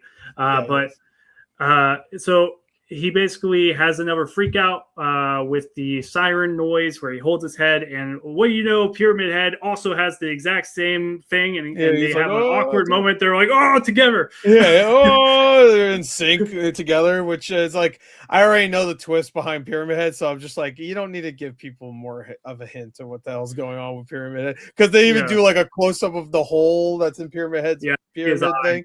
And you can see like it looks like a kind of normal face. It's like, what? And I'm like, come on. It's like you don't know that until the end of the game, is that like the Pyramid Head's actually really James in some film. So again, I'm kind of spoiling too much of the game. No, I was gonna say I'm spoiling too much of the game. I feel like you should still play the game. No, you should play the game, but I feel like if you're watching this, you've probably played the game. You're probably not in my boat.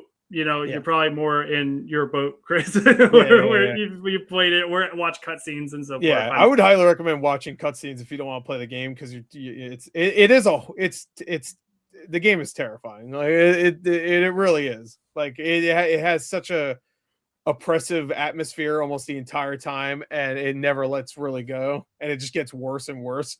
There's times where it just gets like you really do feel like you're just descending into hell at times, and there's even times where you are literally descending deeper and deeper into pretty much hell at times. It's a fun time. Go play it. I mean, it doesn't sound fun to me, but to each their own.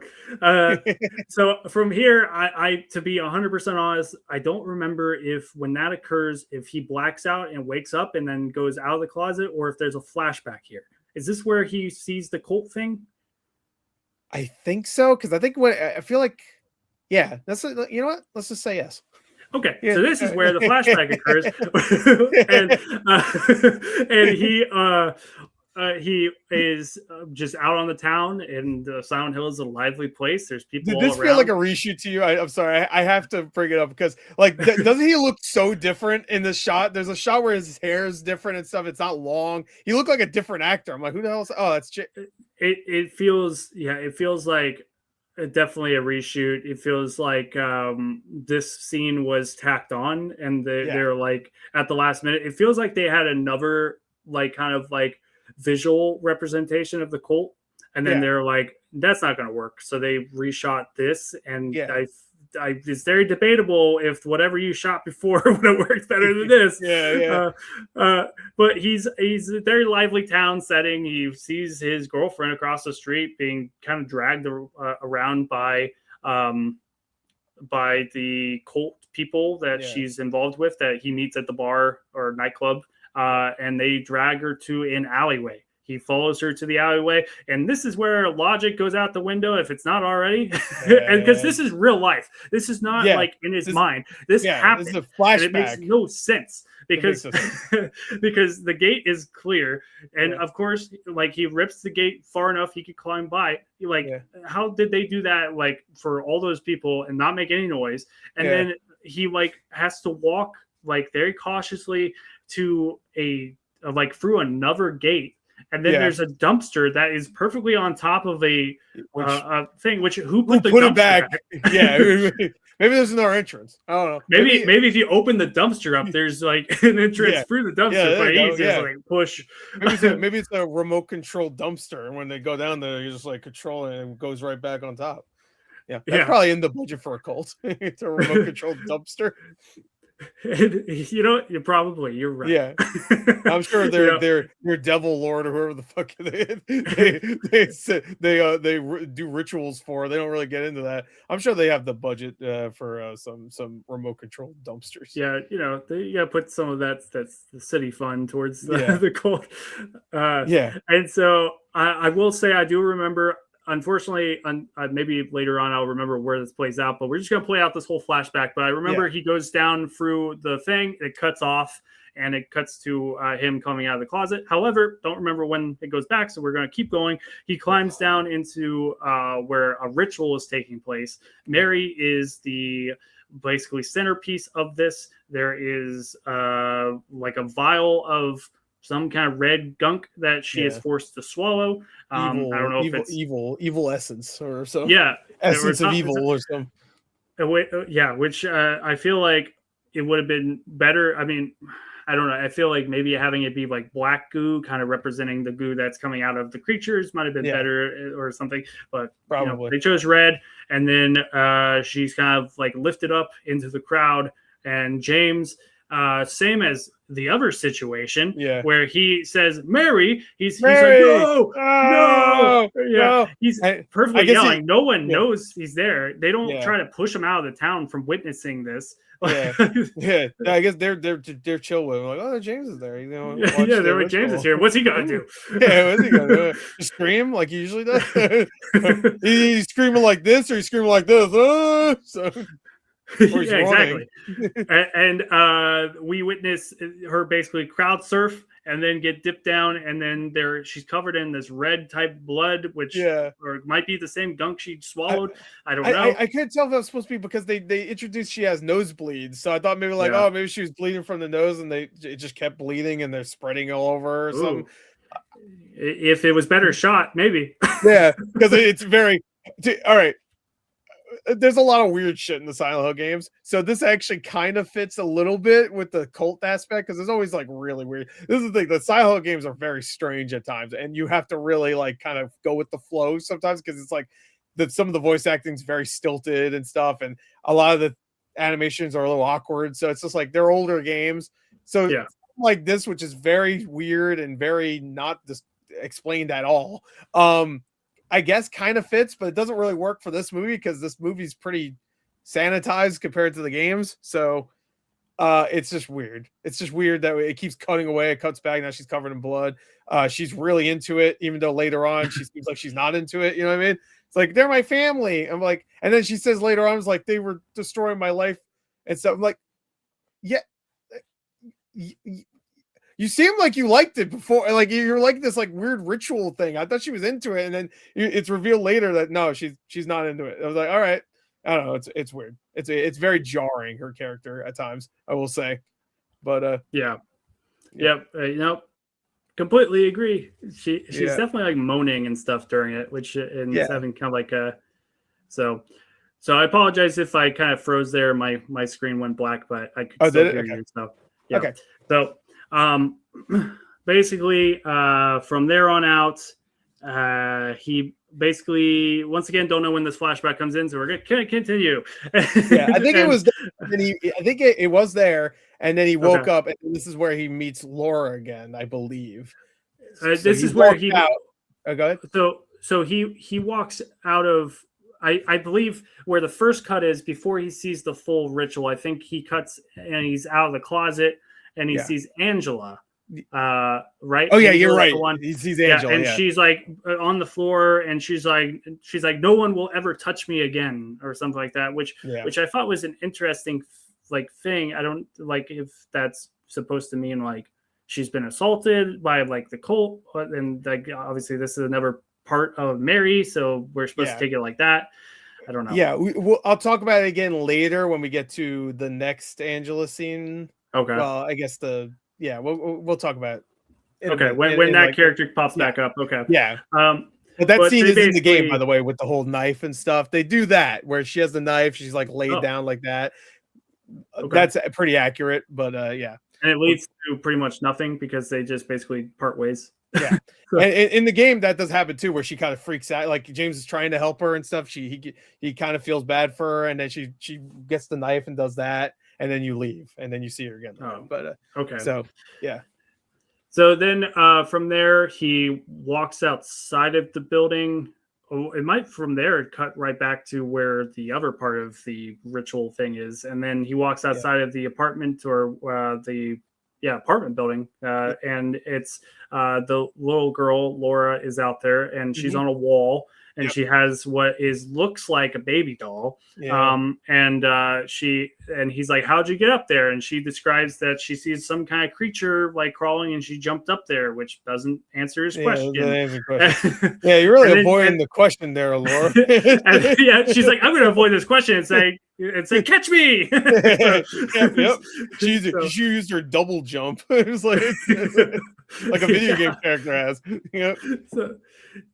Which that's also funny because she obviously doesn't want him to see the doll, but she's like, catch me. He's like, I know, and then immediately puts it behind her doll. back. Wow, that's a weird looking thing. And so he asks about the doll. She refuses to show him. She says, I got this from Mary. He freaks out and goes, Mary, Mary. And then she runs off into one of two mazes. Which I think mazes as labyrinths, and that's what I said in my review. But you said in your review or your mini review, when myself or someone in a Rotten Tomatoes review said labyrinths, you're like, there's not really labyrinth. Like, no, there's a labyrinth in the game, and it's actually a labyrinth. It's like a big, like, from what I remember, it's like a big building. You have to like figure out how to get through it. It's actually like a straight up like puzzle area. Okay. Here, I guess this is kind of a replacement for it because it's like it's not, but they're not going to do a puzzle. They're not going to do a 20-minute moment where he has to collect all this shit just to move on to the next thing. So I think this is his way of, here you go. It's not a labyrinth, but it's a maze, close enough, Yeah. And also like it's someone in like front me, of, it's also like a fancy town. So, like he probably watched The Shining. So he's just like, it'd be kind of cool if we have like a cool little hedge maze, Yeah. Like, sure. Yeah. Why not? And so he follows her through the maze. She runs around the corner. He follows her, and when she's nowhere to be seen. There's a wall, which is our first instance of maybe she's not actually a person. And then he continues, even though she's disappeared. He's like, she must still be in this maze, and tries to find her. We do have a shot which I completely missed when I first watched it, because I remember watching it, and when Maria jumps up, I said, "Where the fuck did you come from?" But then I saw she is in the fog or the mist, like following. So she comes into the scene. They have really awkward back and forth where he stares at her, and she's like, "Why are you staring with your mouth open?" Basically. And this is the one character I will say, I don't have the actress's name written down, but the actor here definitely played it. I don't know how accurate to the game as far as her representation of costuming, but it's very cartoony to me. Like, it's very over the top. And she comes off as like almost like she plays it almost more like a femme fatale, almost like like a Jessica Rabbit almost, like something like that, where she's just like she's kind of too cool or whatever, almost. Yeah, it's Hannah Emily Anderson, just so I can get that. But I mean, this is pretty close to the game. Her character doesn't mean as much though in this than she did in the game. So, but she's portraying Maria as if it's the same character. It's weird to explain. Like her purpose in the story doesn't mean as much. Her performance is about right for Maria. Okay, there's just not enough of her, So Maria's like I would say Maria's like the second most important character in the entire game, and she's there. She walks around with him a little bit. She gets stabbed twice, and that's it. She gets twice. And that's it. Then she finds a clue at one point. Well, that's it. I mean, find a clue is a little much. He literally walks into a room, and then there's just the tape they need to say that his wife was in the hospital. Yes. Nope. Correct. Yeah. That's very much just there, and it definitely points more towards that. It's not really. It's like she knew what she was looking for because she's not real, and and so she knows how to point him in the right direction. Exactly. Yeah. So they leave the maze. They go outside. They have a confrontation where this is, I believe, as you said, the radio kind of disappears. I think this is the last instance of the radio taking place, and he says, "Oh, when the noise happens, there's something near," and one of the lying creatures or lying figures is walking by, and instead of kind of going around the car, they just kind of sit. I don't know why they would just go around the car. Also, the lying figure like disappears, I think, because they're just like, all right, well, and it walks like it takes like 4 steps away, and they're just like, all right, we're good. And they just start walking away. I'm like, the thing isn't. It can't go backwards. Also, there's a part where the acid's like dripping close to James. Yeah, his foot. And he just slowly moves his foot.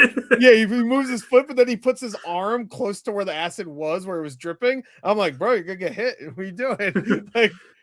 Oh, it was weird, but it's just another scene to be like, well, we got the monsters. Look, it went under the car.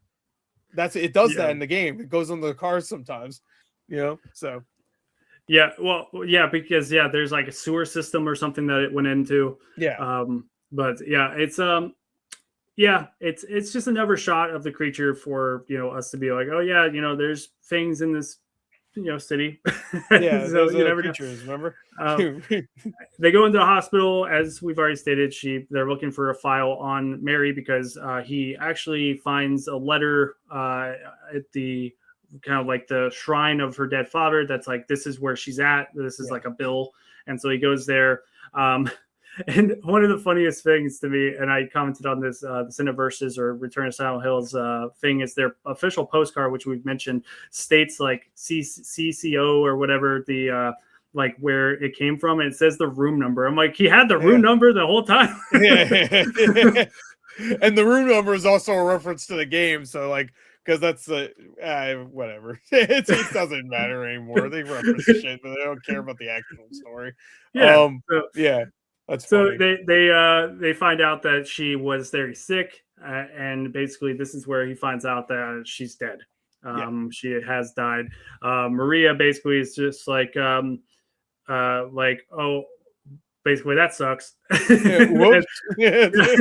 Yikes. And so they continue to walk through the hospital for some reason, because he doesn't believe she's dead. And ultimately comes across a bunch of nurses just kind of scattered throughout, and then one big room which they enter for some reason. Like it's not part of the hallway, no reason you had to enter that room. And I so how do the nurses work in the games? Because we're nearing the end of the film. They've just introduced the nurses. How do they work? Do they just come back to life? What makes them kind of move? Like what alerts them?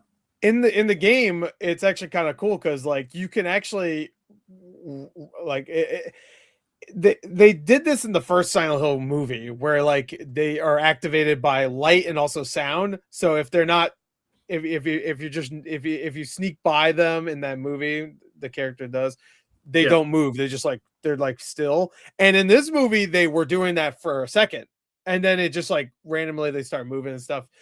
In the game, they're always moving around. They're not like frozen at any point. But there's a point where you can get by them if you just turn off your radio. So that's why I was saying before, like sometimes you might want to turn off your radio. I could be, it's been a little while, so I'm pretty sure that's it. I think if you turn off your radio, you can kind of sneak by them and it won't make any noise because they don't have eyes. So you can just kind of, you know. But in this, it's just they're just creatures and they run after the guys and they. What also seems like in this they do have eyes. Yeah, like, they do. They have like these gaping, really weird gaping holes in their faces, like little like. And in the games, they're completely wrapped, correct? Yeah, and they have like these weird things in their mouths. I guess it's supposed to be like almost like a BDSM thing, also, because it looks like they have like this like not ball gag, but it has like a square thing where their mouth would be. It's a very weird design. Like if you look at it, it's very strange and creepy. But in this and the other movies, they just have like no face. Yeah, they look like Slender Man almost. You know, just like a big like ball head, you know, with a nurse cap on. Well, I did learn that the creatures such as these nurses, as well as some of the not all of them, but majority of the lying figures were actual people in the costumes, and they were ballet performers, which I mean that makes sense with their physique and like kind of their movements and stuff. But and then are they made of porcelain? Like one of them steps on the other, the head breaks? Nope. That's just nothing. Nope. When you fight, no, they're actually tough enemies in the like you could. They seem fragile as fuck. I wish they were fragile in the game because you waste a lot of shotgun shells on this guy on those enemies. But I mean, it seemed like they just wanted the visual and just have a scene where there's actual like action, I guess. That's what it felt like. There was no real tension. The scene was over in like 3 minutes. It's very fast. It's very much in line with the Pyramid Head, where it's just here's the people, the thing that you're looking for. This is it. Bye. The more I talk about this movie, the less I think I actually. That's kind of how I felt. You know what? Like it just felt like a cameo show. Like here's our Pyramid Head cameo. Like okay. All right, cool. I mean, it's still better than Revelations where they turn Pyramid Head into the bodyguard of the main character. Well, like, what the what? I'm sorry, he's the bodyguard of our main character. They pulled a T2. Yeah, pretty much. Like he's like the good guy almost. Like it's like, all right, sure, whatever you say. So they run away from these nurses. They end up in a elevator that is seemingly very run down. He's doing a good job with a pipe, or not a pipe, it's a arm of a piece of wheelchair, like a wheelchair, out somehow. I don't even know how he did it. He like ripped it out, like artist strength. You got that artist strength. Yeah, that very notable thing that people have, and he starts whipping around and killing almost all of them. Except there's a lot more. And somehow one gets by him and goes to Maria, stabs her in the stomach, and he gets in the elevator. They go down, and go ahead, Chris. And then, I was gonna say there's a point where she does that, and I'm like, oh, she's dead. Okay, well, there you go. That's in the game. She does die in an elevator. She doesn't get on the elevator, and Pyramid Head kills her in the game. So, and they're like, oh no, and that's the first time she dies, and then she shows up later, and James is like, what the fuck? I saw you die. And she's like, no. And then and here no, she gets no. In this, she gets stabbed, and he's like, oh, I need to find this rundown abandoned hospital. There has to be something good in here. And he gets like a gauze pad or whatever. He's like, and she's like, oh. And does he like inject her with like a adrenaline or some shit? I don't know. Yeah. She's like, I'm good now. We can go. I'm good now. Yeah. And so he then basically is like, I need to still find to marry, but she's probably dead. And she's like, yeah, she's dead. It's like, but if you want to continue on your search, like make sure to come back to me no matter what. If your search is futile. And then from there he has yet another flashback, which is from him being back at home after witnessing the chaos of whatever occurred at the ritual.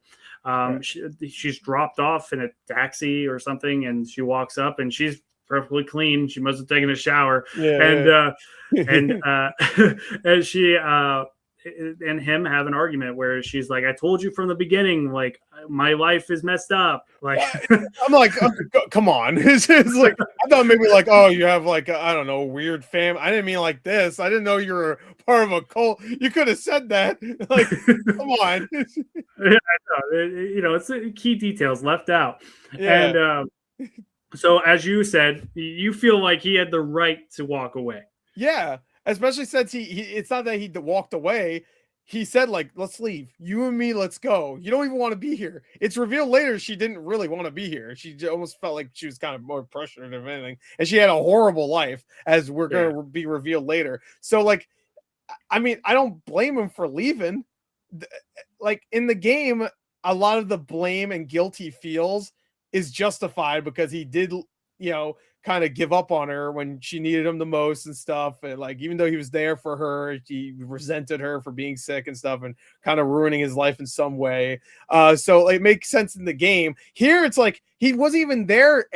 He was there for 10 minutes while she was sick. And then I'm jumping ahead, but whatever. No, anyway, we're getting close to it. We're getting close to it. But so it doesn't make sense, the whole guilt aspect in this movie compared to the game, and this scene made it even less make sense because like I don't understand if you felt guilt, you came back and like, oh no, I should stay with her, but like also you don't know what these cult members are gonna do. They could show up one day to his house and murder him in his sleep. It's like it felt like Get Out. Like no race aspect to it, but like the whole family's insane, and like at any point the girlfriend could be in and on it too. I'm getting the fuck out of here. It's like I felt for James. I was like, yeah, get out of here, man. I'm fully on board with everything he said. Like, get the fuck out. Get out, James. Run. And so he leaves her. This is where we then go back, and now we've basically Laura is there, and she now is revealing her baby doll is not a baby doll. It's actually a really weird, terrifying looking baby, which they don't really explain what is that about or anything. Is it just to be scary baby? I think it, because she does say her baby, I think it is insinuating that when she was a young girl, she was. Silent Hill 2 deals with some really Silent Hill 2 deals with some really messed up stuff. Not that though. That's new. by the way. But the character Angela, it's going to be kind of revealed later in this movie, that all happens in the game. We'll get to it. But anyway, so yeah, Laura, the baby, is creepy, and she's like, go in here, James. And James goes in, and then he's locked in. And this is actually a part in the game where you're supposed to fight a boss. And then what happens here is he goes in there, and these weird like piston things are coming out of the wall. If you remember that part. I remember. Well, I remember the piston part when he. Oh no! Is that what? That's when he meets it with Angela. That's later. Yeah, this is he's in a room and the moth reveals itself for the first time on the bed that's like upside down or whatever it is. Yeah, you're right. You're right. She shoves her multiple hands down his throat, which causes him to have another flashback. Yeah, which I don't think is a flashback. I think this is supposed to be him being taken. This is reality. This is reality now because she's like, "Come back to me when you are ready." I think is what she says. That's what Laura says. Yeah, come back when you're ready. And we didn't talk about this, but there's a scene earlier in the movie with the psychiatrist. The psychiatrist gets a call from James. James is like, this place is spooky, scary," and the psychiatrist is like, "What? Why'd you go there? What?" And then she calls the wellness, to get like a welfare, a wellness check, or and she does the classic thing where she's just calling a number and she goes, "It's me." It's me. Yeah. Hey, it's me. She calls all the time. Like, damn, you're not a really good psychiatrist if you have to call all the time for a wellness check. But yeah, it's me. Another one today. Yeah. So I guess it's supposed to be like in between that call and this I guess reality portion. He got picked up from he was probably in his apartment losing his mind, walking around like, where's Mary? Mary got stabbed or whatever. I don't know what he's doing in his apartment. But so it's revealed at this point that everything in the Silent Hill universe is not real. It's just all in his head, which I assume that's the case. Yeah. I don't know if that's 100% what's happening exactly. Did you ever see the movie Identity? No, I don't even know that one, to be honest. It has John Cusack in it. It has a reveal that's very similar, and it kind of ruins the movie. You can feel free to ruin it, man. What's the premise of it first? Like, what is the premise? Is everybody's in a like almost like a motel, I believe. It's been a long time since I've seen it, and the whole point, like, people start getting murdered. It's just a group of people in a motel. I think there's like a storm or something, so they have to stay there, and they start getting picked off one by one. Yeah, I can't remember exactly the premise. I remember it was very tense and the acting was very good. And then there's a reveal towards the end where everything happening in this world is actually in the mind of a serial killer, like a psycho. So every character in that movie is not real. None of them. Huh. So then, but that's not the end reveal. That's literally like maybe 2/3 of the way through the movie. So the rest of the movie is us looking through the mind of the serial killer as people are still trying to escape whatever the threat is. I can't remember, honestly. But so the reveal completely ruins the movie. And because it's like, who gives a shit anymore? So in a way, this is similar because like it's all in his head. You can make the argument that you want to see him like prevail by going through the rest of the story in his head and then like breaking off the vision and then accepting Mary's death. But it doesn't really do that as we get to. I guess it kind of does that. I don't know. We'll get to it anyway. So anyway, he's in the reality, and his psychiatrist's like, "You're doing well, James. I know you can break through this psychotic streak." She didn't say that. That would be a bad thing to say, but in better words, she said that. Yeah, pretty much. And then it seems like it might be like working because he kind of looks like a little bit. Like almost like he's coming back to reality a little bit, and then he snaps back into the Silent Hill reality. I can't remember exactly where he snaps back into. That's a good question. Well, all the moths come and swarm the hospital, right. And then he. Oh, is this when he wakes up at the hospital? No. He wakes up in the same area, and then he leaves, and he looks like he's like a drone almost. He's like. He's like just like he walks out, and then he has like a mission where he's like, I have to go get Mary because she's not dead in my mind. And then Maria's fine now, even though she got stabbed, but she's fine. She got the good stuff. So it starts walking with him and stuff. She's like, James, don't do this. She's dead. What are you doing? Because she knows that the reality is infecting the vision, I guess, or the imaginary world. And he goes in the elevator. He goes down, and then there's all these paintings because he's a painter and he always paints Mary and stuff. So there's all these paintings and stuff, which was actually a cool visual, like all these halls with all these paintings. Yeah, I really liked that. I think that's one of my favorite kind of sequences throughout. Is just how it's basically he's trying to leave her behind because he does not care that she followed him down the elevator. Like he's like as he's walking by the paintings, they light up, and as he walks by the paintings, they like go black. And she's like walking as they're going black, she's like in the darkness, like he's leaving her behind. But keep going. Which it was a cool visual. I like that. But the entire time Maria's like, we could just leave together, which again kind of like the game, because the whole time Maria wants you to just leave with her. And this version of Mary's not obviously Mary, she's a different version of her, but she wants to leave. It's never really explicitly said, but like the shot of Maria just appearing almost out of nowhere, like the first time we see her, she's just there. That's supposed to be kind of like Silent Hill actually just conjuring her up. Like you go almost she never existed until that one shot. It's kind of similar to the game. The game had almost like a DLC story that was all through the perspective of Maria, and she's kind of like just conjured up out of nowhere.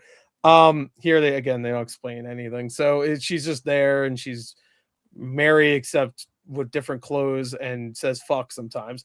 And so she's there like, let's just leave, James, let's go. And then of course he's like, no, and he does the thing again where like the world's about to change, except this time he's in control of it because he summons Pyramid Head. And Pyramid Head, I guess this was also a violent part, I guess. Like, well, to me, I agree. It is a violent part, but it's terribly done. Like it's like a awkward, like close frame on like the violence being done, and you have this like they really didn't do like CGI blood anywhere else in the film, but it's obvious CGI blood that's like going off the camera. It's like why? Exactly. They could have easily just had like almost like a fake body lift up. Like I like some of the faraway shots just have like a fake dummy with like squirting blood out of it or something. But no, they had like I think it was actually the actress just lifted up with like a CG maybe blade coming out of her, and then fake blood squirting out. But anyway, she gets killed, I guess, even though she technically doesn't exist, but she dies. And the game again does a better job of it because she gets killed multiple times and she keeps coming back because she's just a vision of what he would want Mary to be. So she doesn't really exist. But here he fought her off, even though she didn't do anything bad to him at all throughout the 20 minutes she's on screen. So where at least in the game that would make sense because she's actually an antagonistic presence throughout most of it. But anyway, so she's gone. She's kaput. We don't see her again. We don't see Maria ever again. Well, we see her in the end credits, I guess. we see her in the weird like end credits, like montage of them like staring and looking like they're doing like some GQ spread or whatever. Very strange. but what's the scene? You know what? You do a better job of telling this. To be fair, this is a part of the film where I was just like, "What's happening?" And I believe that this is as I mentioned before. There's two mazes in this film. This is the other maze. They do an overshot. It's a maze of all the portraits. I believe this leads him to the room where Angela's at, which he goes into. She's on the bed, like she's like. I believe she's sitting awkwardly, like her knees are on the bed, and she's like, don't come near me. And then she's like, you see it too. And she lifts her dress up enough that you see these white ghoulish, like huge arms or hands, like gripping her thighs.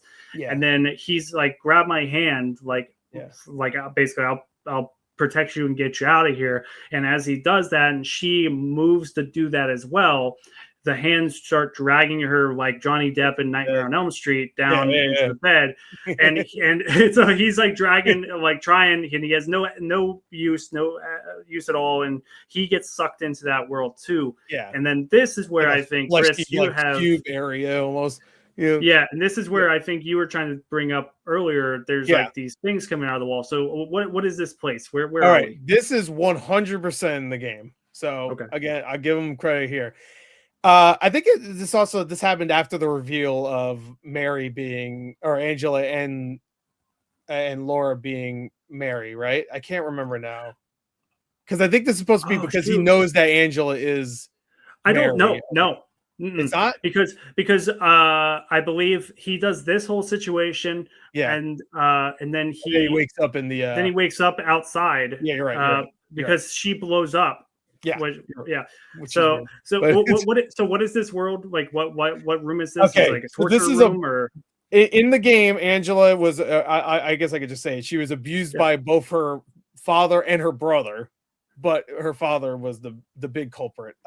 She murders both of them, and then that's why she's seeing weird things in Silent Hill, because she murders both her brother and her father after they sexually abused her. So she ran to Silent Hill and she sees all this stuff. So this thing you see, this bed creature, is in the game. It's called the Abstract Daddy. That's what it's called, because it's her dad, and it's like really abstract and weird looking.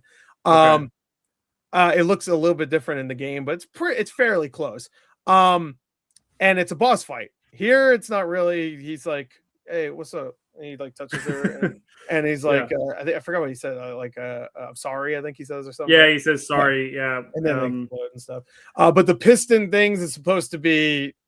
I mean, it's stuff coming in and out. I think you get got it. Understood. Yeah, that's what it's supposed to be.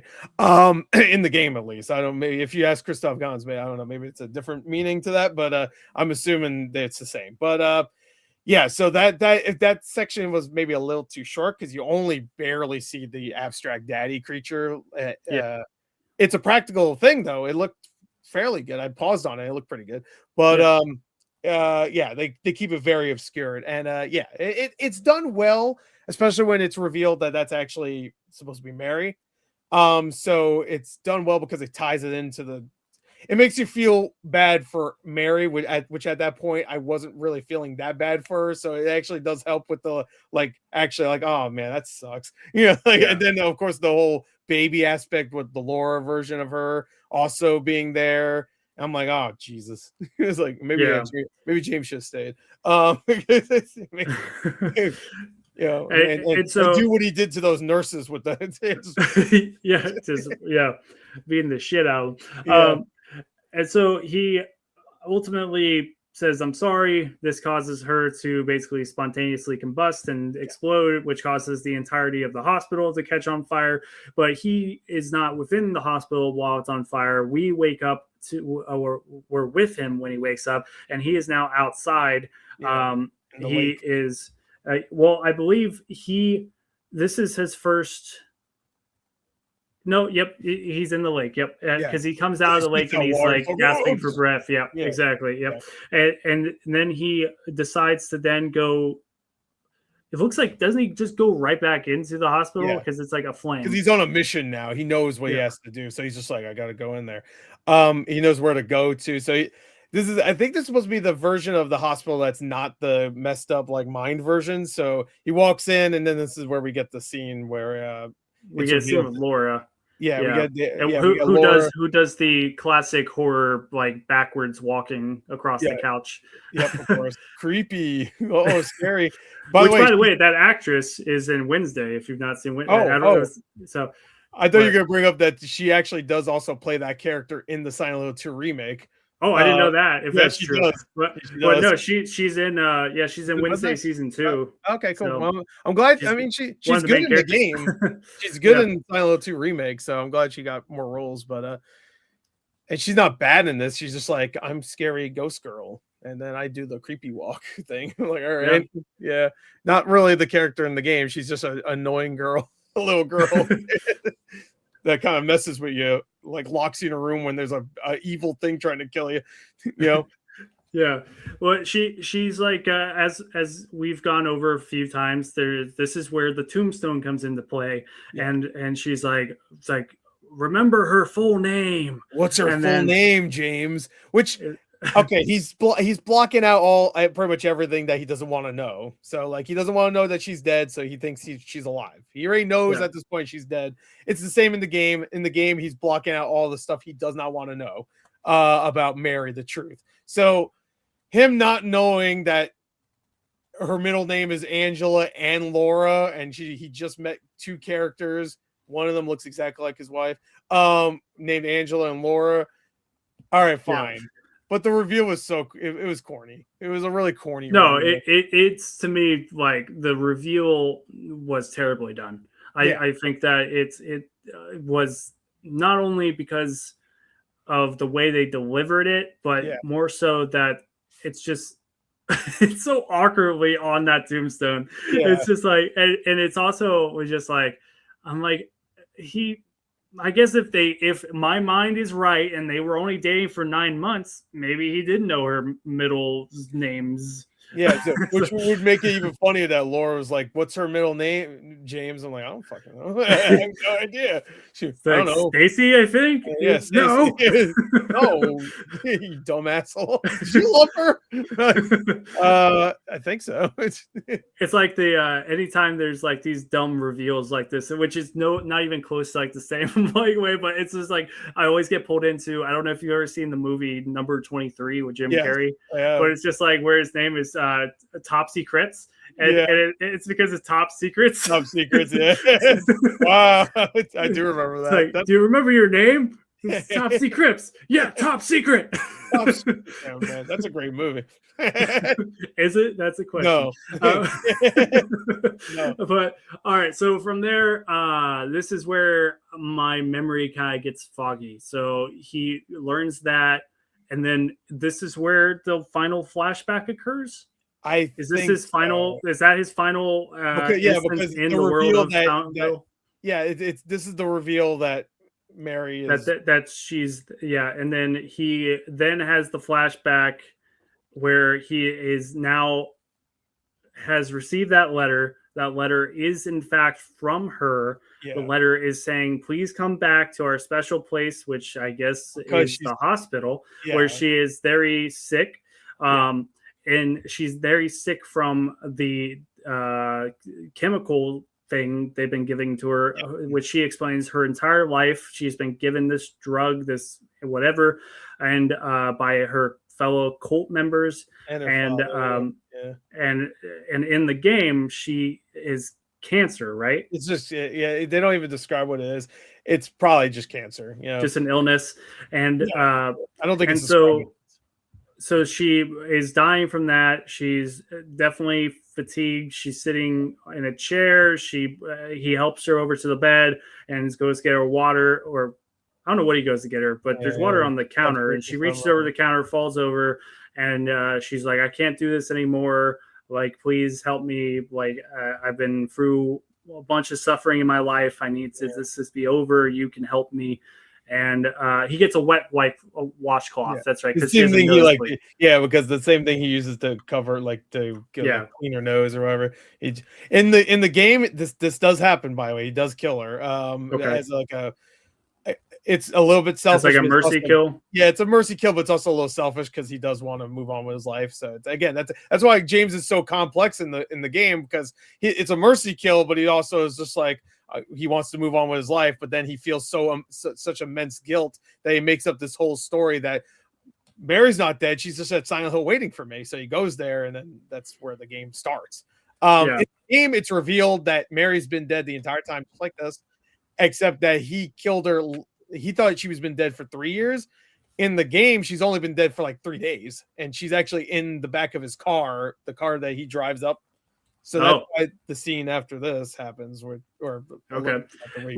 we'll just get to that. So so how does he kill her? He kills her with the same method, smothering. It was which I feel like this is not very beneficial. It's such a small rag, but whatever. She puts her hand on his hand, and they it's a moment. I think it works well enough. Yeah, minus the work. Awful beard. Yeah, that's what I was about to say. Because he's nailing the crying. Like I actually felt it, but like every time they show, he's like, and he has this. It looked like what was it? What were those toys where like you could like move the like metal like shard pieces on like the face of like the guy? Do you know what I'm talking about? I have zero clue, man. I was like trying to remember toys. I don't God, I wish I want to look it up while I talk, but absolutely. But yeah, I'm not gonna be able to find it. Oh, male shavings. There you go. Thank you. I bet you'll find it right away. Yeah. So while we're looking Woolly into Willy. You look like Woolly that. Willy. Look up Woolly Willy. I'm gonna look that up. It's a dumbass toy where it's like it's like almost like an etch and sketch, but you use like these metal shards to like paint like the face. You can put like hair on them and stuff. It looked like that. It looked fake as hell. It looked really bad.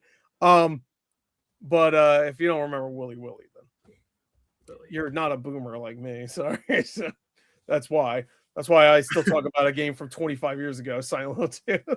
But anyway. Oh, I do remember this. You know what? I remember, and just for reference, it's there. There you go. But this is something I feel like was at like Cracker Barrels. Like, growing up. So probably. But yeah, no. So he kills her. He then takes her body in the movie, and you say that he puts her in the trunk in the game. He puts her in the passenger seat here, but he's unaware that he's put her in. Funny. Can I just say what's funny is that does he put her in a passenger seat because he doesn't actually have a back seat? Doesn't he have like one of those like? I can't remember. I think it is a convertible that doesn't have. In the game, he puts her in the back seat and then covers her with the blanket or whatever. So like when you even in the new game, if you try to look in the car, if you already know she's supposed to be dead in there, they frost up the windows so you can't really see, but you can kind of see there's something back there. Here you wouldn't be able to do that. You literally can't put her. You can put her in the trunk, I guess, but like. Well, I guess in the final scene, he does have a bunch of art stuff in the back seat, but I guess that's when they first meet, so he might not have that stuff still back there. Yeah, you're right. But yeah, so he takes a swim. Yeah, he takes a swim to never come back up, and he's this is the other moment where he basically goes into a first-person perspective, which I thought was cool. And he looks over at her body, and then looks at himself through the rearview mirror, and you see kind of the life kind of going out of him as little bubbles come out of his mouth. I thought that was a cool shot. But then instead of just going credits, they then go back to the beginning. He's driving the car. He's about to crash into the semi. He crashes into the suitcases. They have their mute cute. He does it differently. This time he acts like he acts like a cool guy this time. He's like, hey, what's up, baby? Because it starts right when he almost gets hit and he runs into her, and then he's like, oh shit, I'm back. And then he realizes he's back. And he does it a little bit differently to the point where it's like, oh yeah, I know your name. It's Mary. It was on your suitcase, and like it's cool. You want to come with me? And instead of going back to Silent Hill, they leave this time. They go the opposite direction. Because he's just like, well, this place sucks, so we're not staying here. But go ahead. I have a moment here, but you might be. No, you go, please. You go first. There's so. Everything you've said is 100% how the scene plays out. And I was just like, what's happening? But, maybe all this, like I said at the beginning, maybe it's a drug, PDA, who knows? He ultimately gets in the car. She goes, it's like, would you paint? And he's like, yeah, I'm a painter. And then she's like, what do you paint? And he's like, he's just like, pyramids. he's like, you don't want to know. You ain't know. So like you don't want to know. Actually, so then they crank up the volume in the car for it to be the most mellow outro of all time from this composer. Which, by the way, we've not talked about the score, which we'll leave. Same as my review, which you can find on Cinefied.com. I leave it with that. I do think the score is one of the redeeming factors of this Yes. movie, and the score is fantastic. Yeah, and even though it does not match at all, No, James to be cranking fair- up the volume. Yeah, you know what's so funny is that like I love the soundtrack of Silent Hill 2 particularly. All of the Silent Hill games have great soundtracks, even the shitty ones.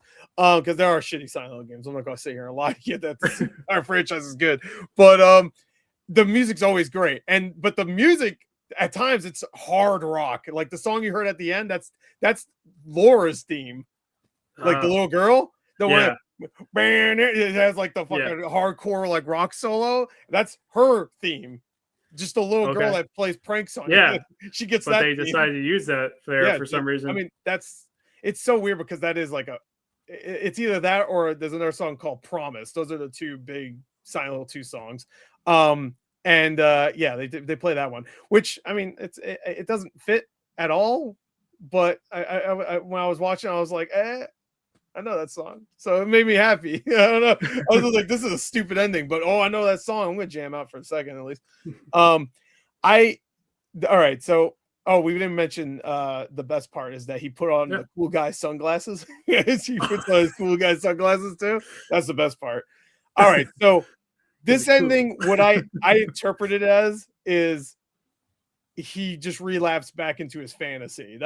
He didn't actually kill himself. He's still in the hospital and he relapsed back into a fantasy, and he's just like he's starting over. Yeah, he's starting over in his fantasy, and he didn't because I want to say they play a noise at the end. Don't they play like some noise? Not the song. There's another noise at the end. I cannot remember what it was, but that's insinuating something. I cannot remember. I don't want to watch it again just to find out. But I swear they play another noise or something like that. That's like you might be right. I don't remember that. I know there's some kind of feedback thing that happens. Yeah. At the It was the radio right before. I think it's the radio. I think it's supposed to be the radio. I think you're right. Yeah. Yeah. So actually, that makes no sense. Why the fuck would it be the radio? I don't know. Maybe it's because he's still in silent. I don't know. Anyway, but one thing we actually did forget to mention is the whole Moth Mary aspect, actually, because we did not bring her back at all. You're totally right. So where does that play out? So I think it's right before he kills her. Actually, in the no, it's right after. Wait, shit. Is it right? So he has the interaction with Laura, and then from Laura, he has like the vision. Man, where does that take place? I think it might be after the top. He goes up to the top of the building. Yeah, he goes up to the top. They don't explain how he gets to the top. And then that has Laura at the beginning says like, oh, that hotel has the best view of the lake. And he makes some comment that's really not funny. And she like makes a sarcastic comment back to him. Yeah. But yeah, okay. So somewhere in that instance, he goes back to the roof. The roof is ablaze. There's fire everywhere. And he walks through the flames. And there is a just random bed with a kind of wrapped up body there, which starts to ascend. As it ascends, he is kind of looking at it, and it starts kind of turning, went from like flat to now like this. And it's revealed that it's the moth woman that put her arms down his throat earlier, which is actually, I believe you call her Moth Mary. Yeah, that's in the game. Who is Moth Mary? Moth Mary in the game is the I guess you could say the Silent Hill version of regular Mary. It's supposed to be the bedridden version of Mary that he sees as like almost like a threat to the rest. Not a threat, but an obstacle in his life, and he sees her as almost like a creature now. The moth symbolism is throughout this movie. And I'm glad they don't really explain it too much. In the game, they don't really explain it too, but it's supposed to be like, you know how a butterfly and a moth, a moth is like an ugly version of a butterfly. It's pretty much that. Like, she was a butterfly. She was beautiful. She got corrupted by his warped view of her in her final days because he wanted to, more sexy or whatever, all that stuff. So she's now a moth. That's why she's a moth. She's Moth Mary. Because it's like a corrupted version of a butterfly. Something beautiful that gets corrupted. That's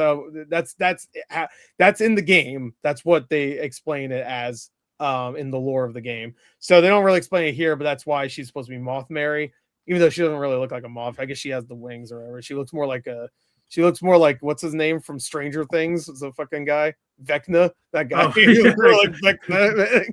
But because in the game she just looks like she doesn't look like a bug either, but she looks like more like sickly, and she is, by the way, the final boss fight in the game. You do fight your bedridden wife at the end of the game with a shotgun. I thought you said Eddie was one of the final bosses. Is he not? He's a second to last boss, I believe. Oh, okay. Yeah, I think you fight him, and then no, that's not true. You fight Pyramid Head after that. He's the third to last boss, and then you fight 2 Pyramid Heads because they're like, you fought 1 pyramid earlier. How about 2? So double down. Double down. And and then Moff Mary at the end. So I think I'm correct there, right? Someone could correct me if they're listening and they're like, no, that's wrong. He's a fake fan. But even when I watched that Angry Joe review too. There's a point where Alex, I think that's his name. It's one of them. Yeah, Joe and Alex. The other Joe. Yeah, it's Alex. He got a couple things wrong, and immediately I'm like, let me see how many people corrected him in the comments. I looked down, it's like every comment's like, actually, Alex is wrong. So like, yeah, there you go. But it's because they were very confident in their responses. So, I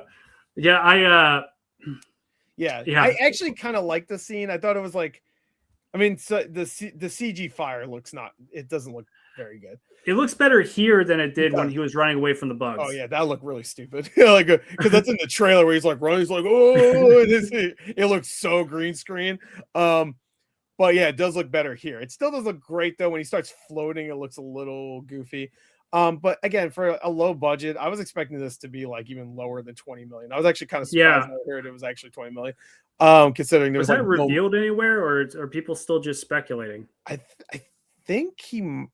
Christoph Gans, I think it is, but I think it's like 20. Maybe it might be a little bit more than 20 million. Because I would have from the way this film looks, I feel like it's more of like a 10 to 15 million. It feels like it costs money. Like it looks like they put a lot of production value into it, but it doesn't seem like the studio. I mean, it's not like a big studio production, so it's like how much money does and it's like how far along was it before Cineverse stepped in was I'm distributing it. So I wonder how much money they had to begin with, and if they had this 20 million to begin with before Cineverse stepped in, which is crazy. Yeah, I think there is a lot of I want to say there's a lot of producers for it. I could be wrong. So I think they got a lot of because there's no big studio attached to this. Cineverse is still pretty new, so I wouldn't really call it big.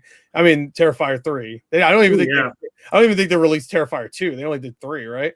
That's correct. Well, no, they did. They did a limited. Well, I'm not sure because you're right. Because Iconic Events, I think, did the second one, and then I think Cineverse picked up. And I think Bloody Disgusting also. Bloody Disgusting, which commonly deals with stuff with Cineverse, so that makes sense. Oh, do they? Okay, yeah, that makes sense. Because I remember them being in the trailer. I was like, oh, Bloody Disgusting. Okay, all right. Yeah, it does say it's a $23 million budget, and as I stated at the beginning, we are kind of in a bad weather time. It's also a film that's not been well praised at all, with a probably 12% now. I don't know what score is now. It's going up. It was at 7%. We're getting high. It's gonna be 90% by next week. I don't think so. And so, oh shit. And so, considering the weather, considering the bad reviews, it's not doing well. It has a $3.2 million as of right now, against 23 million. I mean, I've seen tons of fanfare for this film, as far as people having a voice about it, whether that be mainly negative or some very positive. Or it's just definitely been in people's minds that are fans of the game. I've seen tons of comments on Reddit. So I mean, just because it's socially very a hot topic to talk about does not mean it's going to put people in seats and have people spend money.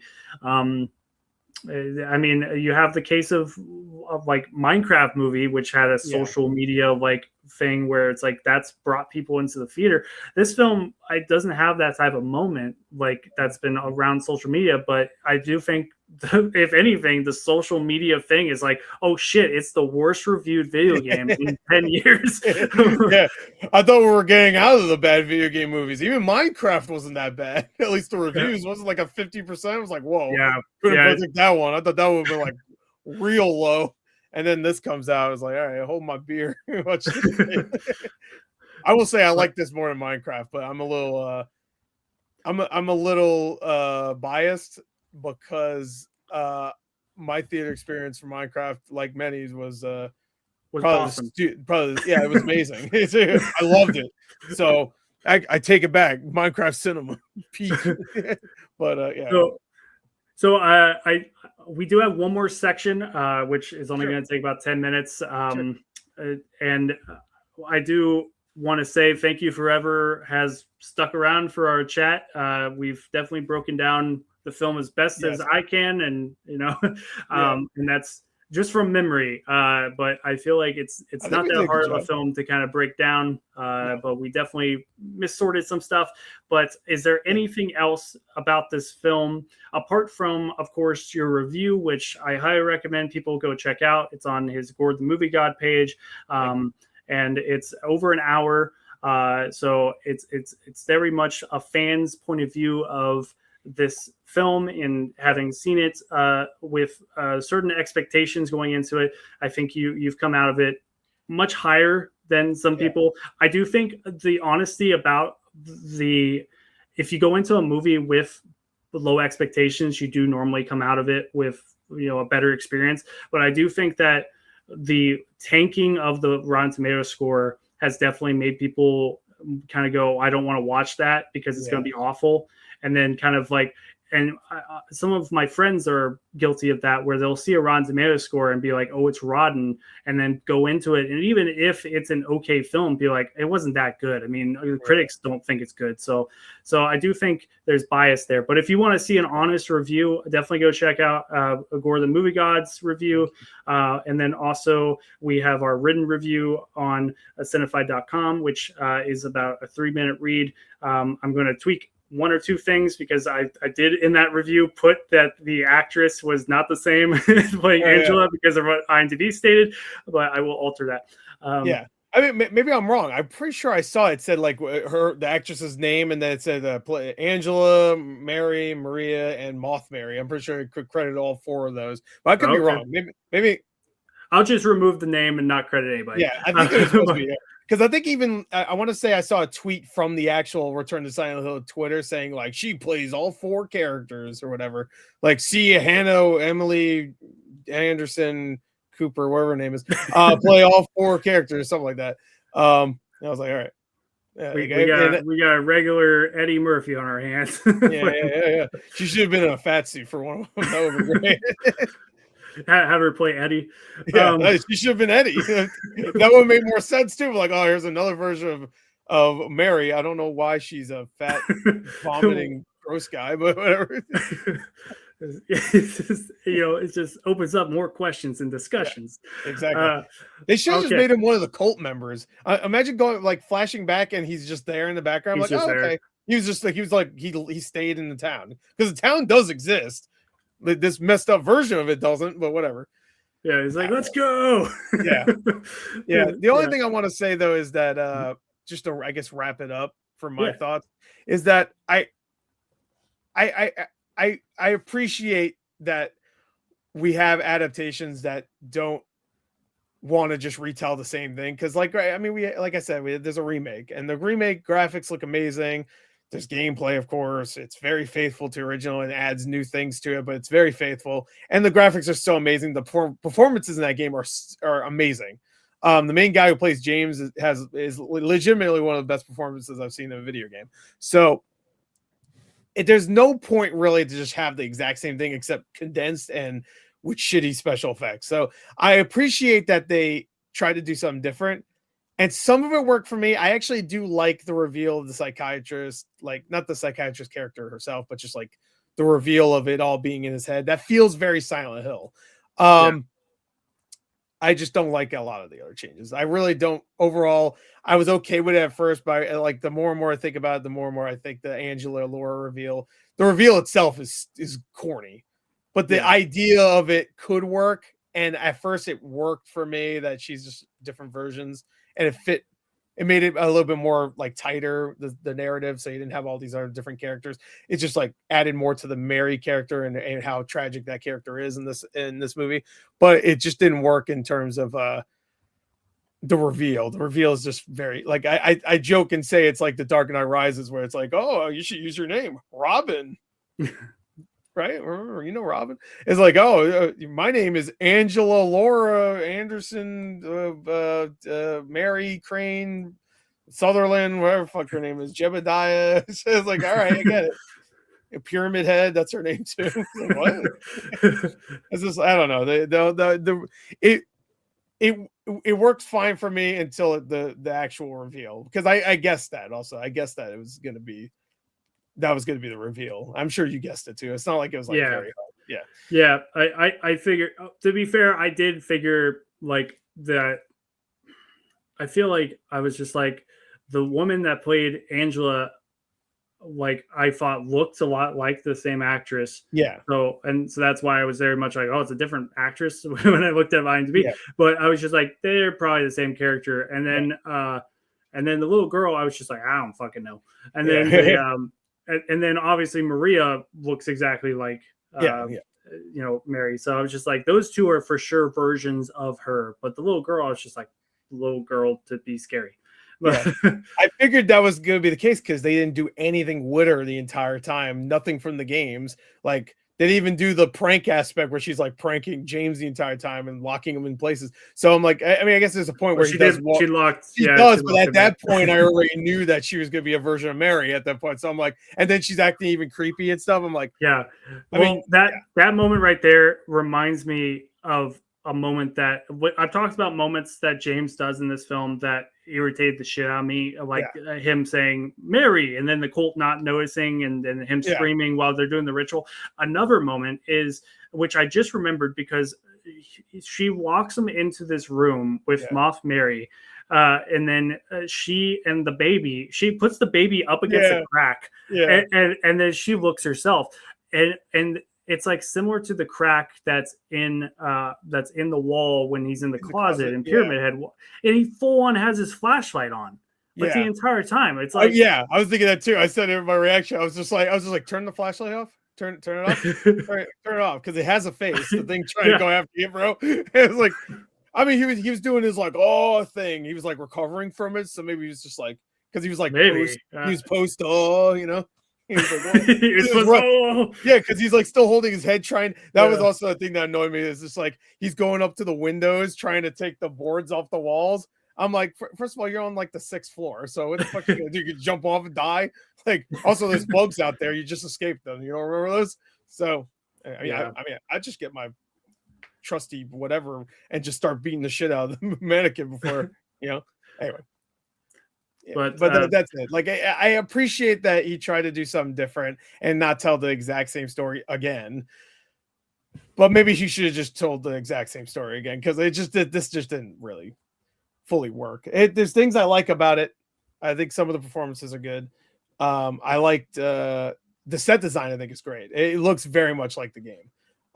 So like everything aesthetically is accurate. It's just like the story they just did not nail. That's an important thing you got to nail in Silent. At least Silent Hill 2. 1 and 3, the stories are good in those, but if you want to fuck those over in terms of like characters and stuff, like they all right, fine. That's not as important. But 2 is important, and they didn't. They just didn't. It's just like maybe 40% of the way there. It's not good enough. But so on the Cinefied scale, would you give it a maybe score? Yeah, I'd give it a maybe, because like there still is enough. Because let's not screw around. This movie's bombing, like you said. This is gonna be on digital by like a week and a half from now. Like it's gonna be gone from theaters next week, because horror movies already have horrible drops in their second week usually, especially when they're bad. And this is gonna be gone by next week, and it'll be on digital like at the latest, like the second week of February. Then we'll get a reaction from you. So I'll get the digital copy. I'll splice it into my reaction that I recorded, where it's just me watching nothing, and then you'll see watching nothing, just sitting in a black screen. I'm gonna have to sync it up. It's just like but it was a fun reaction. The entire time I'm just like, that's not accurate. That's very much it. You're gonna see that a lot. Like, wait a minute, that's different. I don't recognize this. I will say it is very fascinating that this movie is an hour and 45 minutes, and we've talked about it for 2 hours and 30 minutes. I mean, It's definitely caught enough of like our attention that we're talking about it enough, and people seem to be wanting people to talk about it just to know how awful it is. So this is definitely the definitive version of knowing everything about this film if you actually don't want to watch it.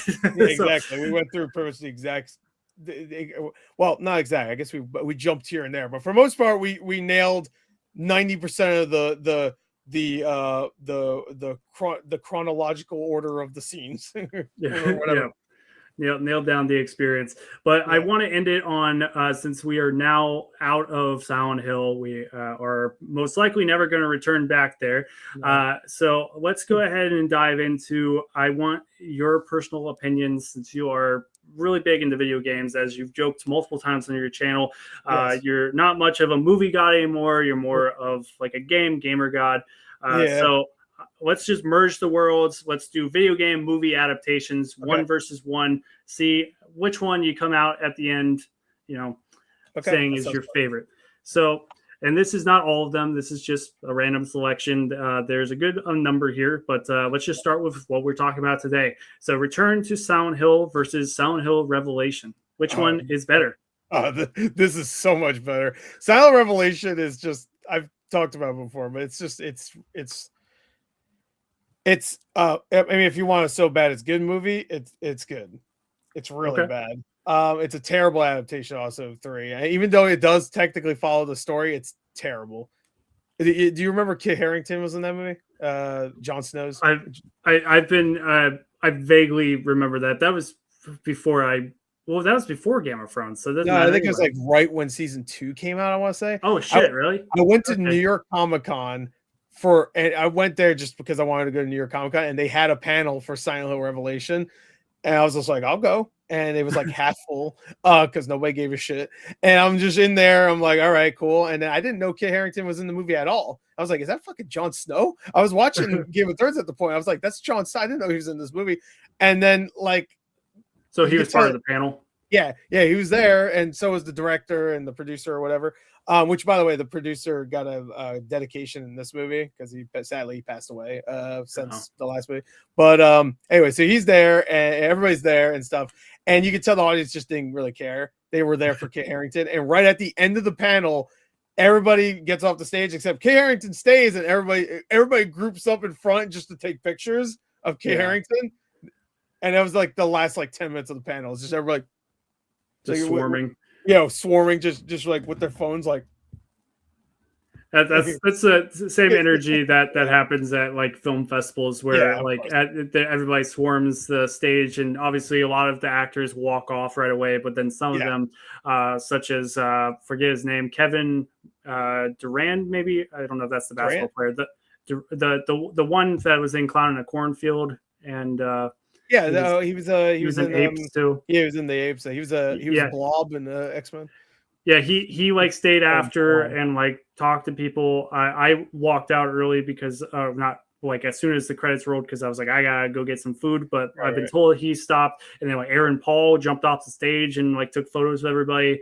So it's you got those kinds of experiences. So I get people being overly excited and kind of marching over to the stage, and kind of being like, oh, this is what I care about, not the movie. Well, I find it extra funny because I'm fairly certain Kit Harington thought that movie was stupid dog shit. So didn't he follow that up? Wasn't his next movie after that was Pompeii? Yeah. Oh, that movie's terrible too. Damn. But directed by a video game director. Yeah, video game guy. I don't know what pop up. Yeah, and then he was in Eternals. That worked out. Yeah, he needs to hire him. Oh yeah, man! I totally forgot he was in Eternals because it was Rob Stark and him. Yeah, that's true. Yeah, I forgot he was in the two. Yeah, and then there's a character named Cersei, which must have been confusing. Yeah. You're probably right. Return to Silent Hill is a better movie, and it's so weird that this for a little bit had a way worse score. I think they have at one point 0%. Yeah, 0% upon launch. When Rotten Tomatoes opened it up. So, yep. And I've had a good amount of people message me about me even liking it at all. being like, "You're a fucking idiot," and I'm like, "Well, I'm not messaging you back." Oh, Jesus. Okay. Yeah, it's like thanks for reading. Yeah. So after Return to Silent Hill, it's versus Silent Hill 2006. Okay, well, I'll give it to 2006. I think 2006 just nailed the aesthetic and the story much better than this did. This nailed the aesthetic, it just did not nail the story. Also, I like that movie's like it actually takes its time. It's like 2 hours, where this is like it feels like it's like we got to rush, we got to get out of here. And then after Silent Hill 2006 versus Resident Evil 2002. It's okay. I'm gonna pick Silent Hill. I think it just nails everything much more than Resident Evil. Resident Evil's fun though. The laser scene is pretty good. It's still that's an iconic scene. So yeah, is because Resident Evil does not. I do not have any sequels in this bundle of titles. So is that your favorite of those Resident Evils? Of this director's, not any remakes or anything. Right. Yes, but I will say I would rather watch Afterlife. That's the fourth one, I think. Okay, I would rather watch Apocalypse. That's mine. Apocalypse, though, right? Yeah, Apocalypse has that like Mad Max, almost like. Wait, is that the second one or no? It's the second one with in the city. Oh, and Nemesis takes place in Raccoon City. Yeah. So. That one. I enjoy most of them. I'm not gonna lie. The last one has some of the worst editing I think I've ever seen in my life, but I still enjoy it. Yeah, it's so abysmal. Like I honestly, growing up, I loved the Resident Evils, and then I even the one that takes place in like that weird asylum prison thing where it's like there's like a bathroom scene where they like come out of like the bath, like they come out of the shower. I think that's Afterlife. I want to say that might be Afterlife. I'm not sure. Yeah, I couldn't remember which one it was, but yeah, and then immediately following that one, we have this awful fun finale with Mila Djokovic just like. I mean, I'll give everybody that hates those movies a lot of things, but I will say like Mila like puts her all into those films. Sure. She does a lot and I feel like in the last one, it's like she cared a lot less. Yeah. So which could be her husband cared a lot less too. So also it had one of the worst old age makeup scenes there, like when she's pretended she's like I don't even remember the context. She's like she's a clone.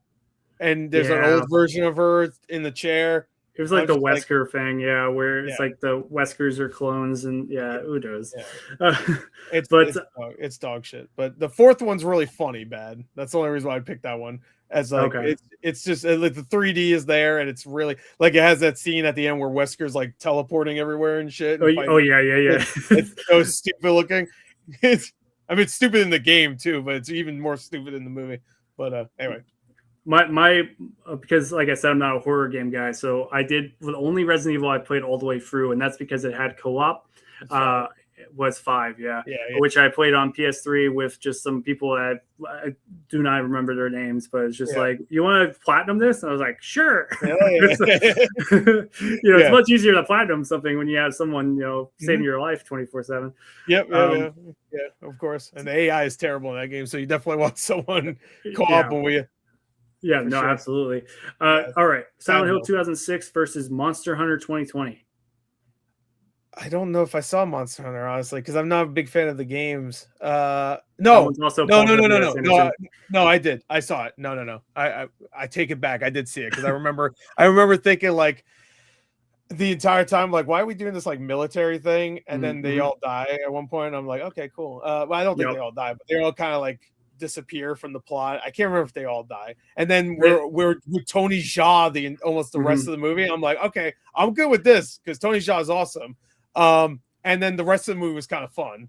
I remember thinking like some of the special effects were cool. I think I watched it. I'm gonna be honest. I'm pretty sure I watched this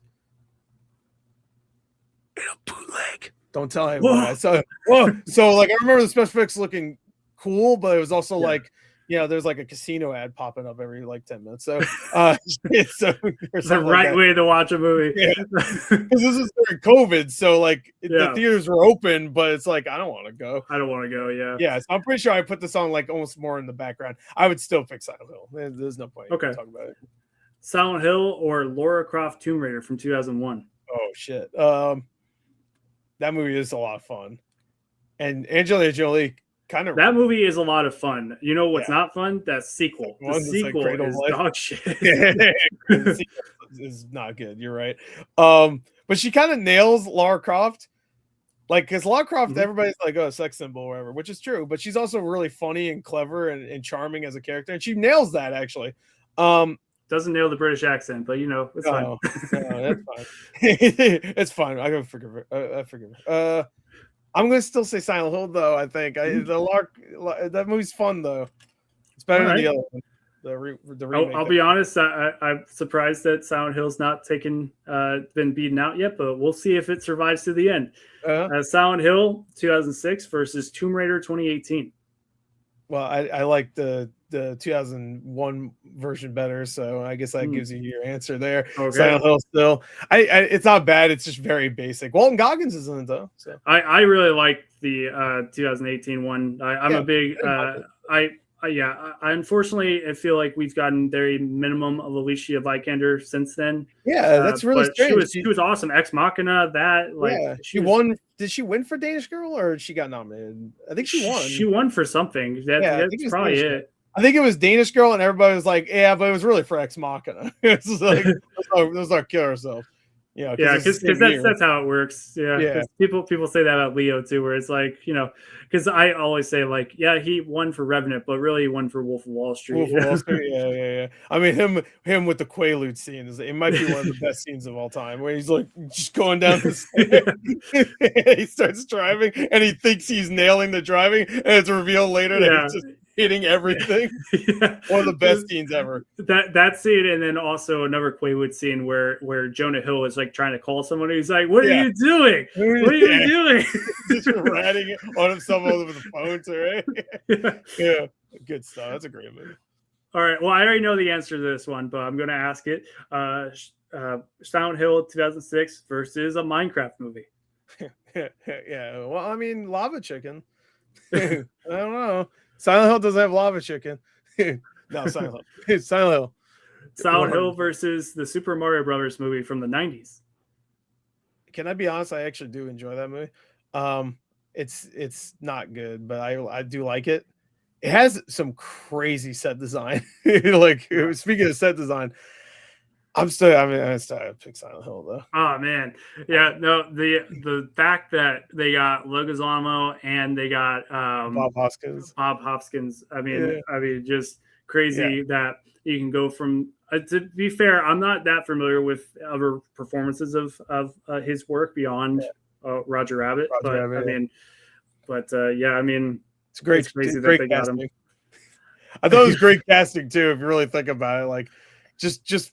I mean, first of all, getting Bob Hoskins to play Mario is crazy. But also, like at the time, all we knew about Mario is that he's just an Italian plumber guy. And I'm like, well, that's a great. But now he goes wahoo and all that stuff. But he didn't do that back then. He was just like maybe a couple cartoons here and there. But for most part, he wasn't like that. So, like, he was a wrestler too in the Super Mario Super Show. If you ever watched that.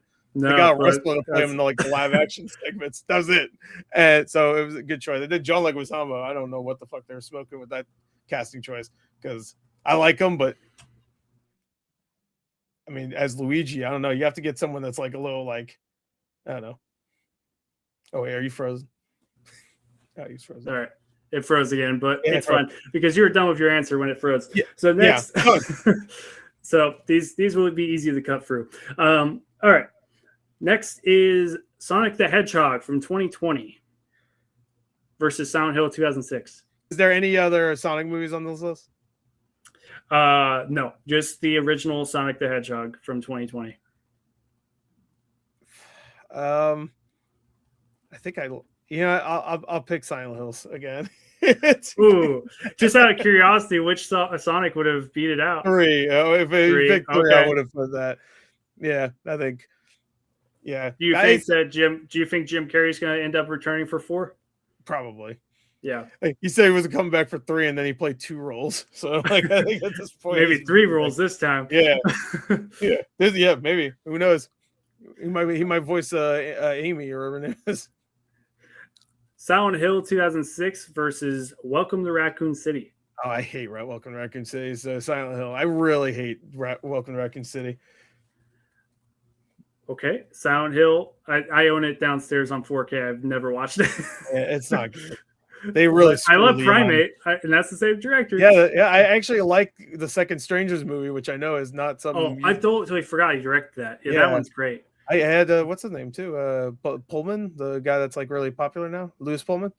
Have him in it? Yeah, he's like the brother character. He's like the one that like fights off one of the strangers. Like, he even kills one of them. I remember thinking that movie was filmed very well, and I didn't like the first Strangers movie, and so I just went into this thinking it was good. Yeah, it's just like whatever. Oh, they stand there and look creepy. I've fucking seen this so many times. I don't understand. But yeah, I don't know. I thought it was very stylish. I liked it too. And we got like a 5-hour version of the, or not 5-hour, but 4-hour version of the trilogy. The trilogy everybody wants. Yeah. Yeah. All right. Well, this one's going to be really difficult, Chris. I'm going to be honest with you. I think this is where we're going to break you. Silent Hill 2006 versus Eli Roth's Borderlands. I did watch it. I know this is going to be a surprise, but I'm going to pick Silent Hill. I know it's going to blow your mind there. All right. And then 2006 Silent Hill versus Gran Turismo. I did really like Gran Turismo. Oh no, but it's so weird because it's not really a video game movie. I know, this one was divisive. Yeah, I mean it is, I guess technically. I did really like it though. I thought it was very typical. I mean, it was pretty much like F1 if you think about it, except just not as cinematically impressive. Let's say. I'm still by far Neil Blomkamp's best movie since District 9. Yeah. I do like Elysium though, and I actually do like Chappie also. But they're like. I never watched Chappie. I hated Elysium when it first came out, but I just rewatched it and I did dig it a lot more. Yeah, but it's the best Halo movie we've ever had. Yeah. Yeah. I'm gonna say, God, I don't want to say Gran Turismo because it's just not really. Got it. All right, I'll say Gran Turismo. It is a better movie. Ooh, I really like that. There you go. Silent Hill got killed. I'll say Gran Turismo. I did really enjoy it. All right. Next, Five Nights at Freddy's. Gran Turismo. All right. Five Nights at Freddy's is like, it's fine. Like whatever. Yeah. Didn't bother me that much. Next is Werewolves Within. I didn't see it. I've heard it's you really great. It's really good. Yeah. I heard it's really good. I really like the by default is dead. All right. So because that probably would have won. I've heard it's great. So I will say it's not like I have it on Blu-ray. I will say I've watched it maybe 3 times. I think I'm probably done watching it because it's like a mystery type thing. And once you know who the person is, it's like, I don't care. Yeah. Well, it's so strange because it's based on a game that was just, it's like the game Werewolf, if you've ever played it. Like okay. So it's based on that, or a werewolf is based on this? No. The game is just a video game version of Werewolf, which is like a social deduction game where yeah. So it's, even though it's a video game adaptation, it's like there's no characters in the game either. It's literally like a VR game. So it's a PSVR game that you just play with friends online, and I think that game's dead. I don't even think you can play it anymore. So like I don't think there's servers anymore. So it's a very strange adaptation. It's a good idea for a movie, though. So that's probably the only reason why Josh Rubin did it. But yeah, you know what? You're probably right because it's very unique, but and it's very niche. It was a VR game, you said, right? Or no? Yeah, it's a VR game. It was Ubisoft who does like the Assassin's Creed games and all that. But very strange. I think when I saw that come out in theaters, because I have a weird story with that because I didn't watch it in theaters, but I was with my dad and we went to a comedy show. It's TJ Miller comedy show, which weird dude. Not saying he's not a weird dude, but he's a good comedy set and he's very friendly when like you just meet him. We were standing out there, we were waiting to like get in, and we looked across at the posters. My dad's like, Werewolves Within. What is that? Like, I'm like, I don't know. I think it's a game, like, but I'm not sure. Like, I haven't really heard of it, and they haven't sent me anything about it. And then as we're saying that, TJ Miller walks out of the movie theater, and he like looks at the poster. He goes, "It's supposed to be good." Walks into the comedy club. Oh, that's good. So, that's funny. So next after, well, not Werewolves Within, after Gran Turismo, which is the current champ, is Mortal Kombat 1995. All right, I gotta pick Mortal Kombat. That movie's fun. That movie's a lot of fun still. Which is now coming to 4K this year. So yeah. That reptile special effect's gonna look really good in 4K. Yeah. I will say I watched it for the first time last year. I'd never seen it before, and I had fun with it. But I was like, some of the CGI is awful. But then it was even awful at the time. It was like and then I watched Annihilation immediately after that, and I was like, wow, the CGI in 1995 was fantastic. Yeah. Oh, it's so funny because it got worse. And it also got more expensive. I don't know how that happened. Like it was more bigger budget. That doesn't make sense to me because they also didn't have the same returning cast whatsoever. Yeah, they got like James Remar as James Remar, which I love with Dexter, but he doesn't need to be a master of. And he gets a haircut at one point, which just felt like James Remar got a haircut at one point. And they had to write it into the script. It was like, the fuck did you do? He gets a haircut. I don't know why Raiden would get a haircut, but whatever. Yeah, because he's a new man. Yeah, so he looks like the singer Sting now. But like, all right, cool. After Mortal Kombat 1995 is Uncharted. Oh, I didn't like Uncharted, so Mortal Kombat definitely. Uncharted just completely shits on the game. I had fun with it, but I totally understand why. I didn't hate it at the time. I was like, it's like a 5, but like the more I think about it, the more I really. It's like a national treasure, a movie. So yeah, sure, National Treasure's fun. I like National Treasure quite a bit. After Uncharted is Detective Pikachu. I didn't like it as much as I wanted to, but I did enjoy it. It has the most obvious twist of all time, but it's for kids, so yeah, whatever. I'll still say Mortal Kombat though. One of the most, at the time, one of my favorite memeable moments where he's walking across the bridge sad and he's like, gotta catch him up. Yeah, that was good. I had a weird theater experience with that one because I saw it on day one. Weirder than Minecraft? Wait, what? Sorry? You said weird movie experience. I'm like, weirder than Minecraft? Yeah, no one threw a soda in the theater, sadly. It was weird just because it was day one and it was like at a late timing. So I thought like there would be people in there. There's literally 2 other people in there besides me and my friend. And there was another person in there and they were really into the movie. They were really hyped up. And they were not quiet. So, and they were obviously not all they were obviously special, so I didn't want to say anything.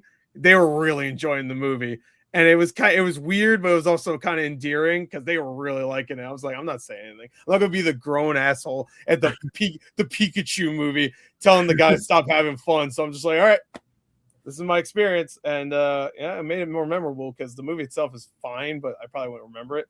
But I remember when Mewtwo shows up, that he was so excited. So, shout out to that guy. He loved it. There's definitely some cool moments. I mean, the Pokemon are just awesome looking in that film. Oh yeah, they look great. So, and Mr. Mime, Mr. Mime's a weirdo. I love Mr. Mime. Ash's dad, as I recall. And it's the first time that I was like, I don't think that one woman's a good actor. Caitlin, or I don't know that's her name, but I knew her from Supernatural. Like that? Yeah, but like that film, I liked her in Abigail. She's fine in Abigail, but then like Ant-Man. Like, holy fuck. I hated her in Ant-Man 3. Yeah. They completely ruined that character because I really liked the daughter and Cassie. Cassie. Yeah. And that whole aspect of the plot of them like bonding. I was like, that's adorable. And then they made her like some annoying activist of like, like what? Why? They removed the 2 best parts, the 3 best parts of Ant-Man, and that's her, that actress that was playing her. You got Michael Pena and David Dastmalchian. You got those gone. It's just like, what are you doing?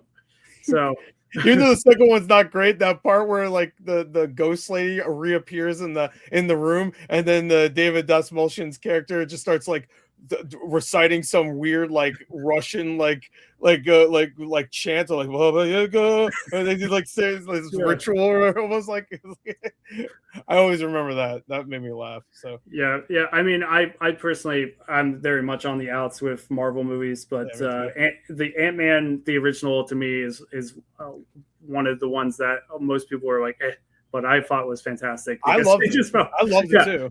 Yeah, I like it in small scale too. There's exactly, no like we have to save the world. Yeah, like no, we just have to stop this asshole guy. He's being it's just a heist film with one bad guy trying to stop them. So and funny characters and good writing. So all right, we're almost at the end. We got Detective Pikachu. Wait, no, you didn't choose that. Did you? You chose Gran Turismo.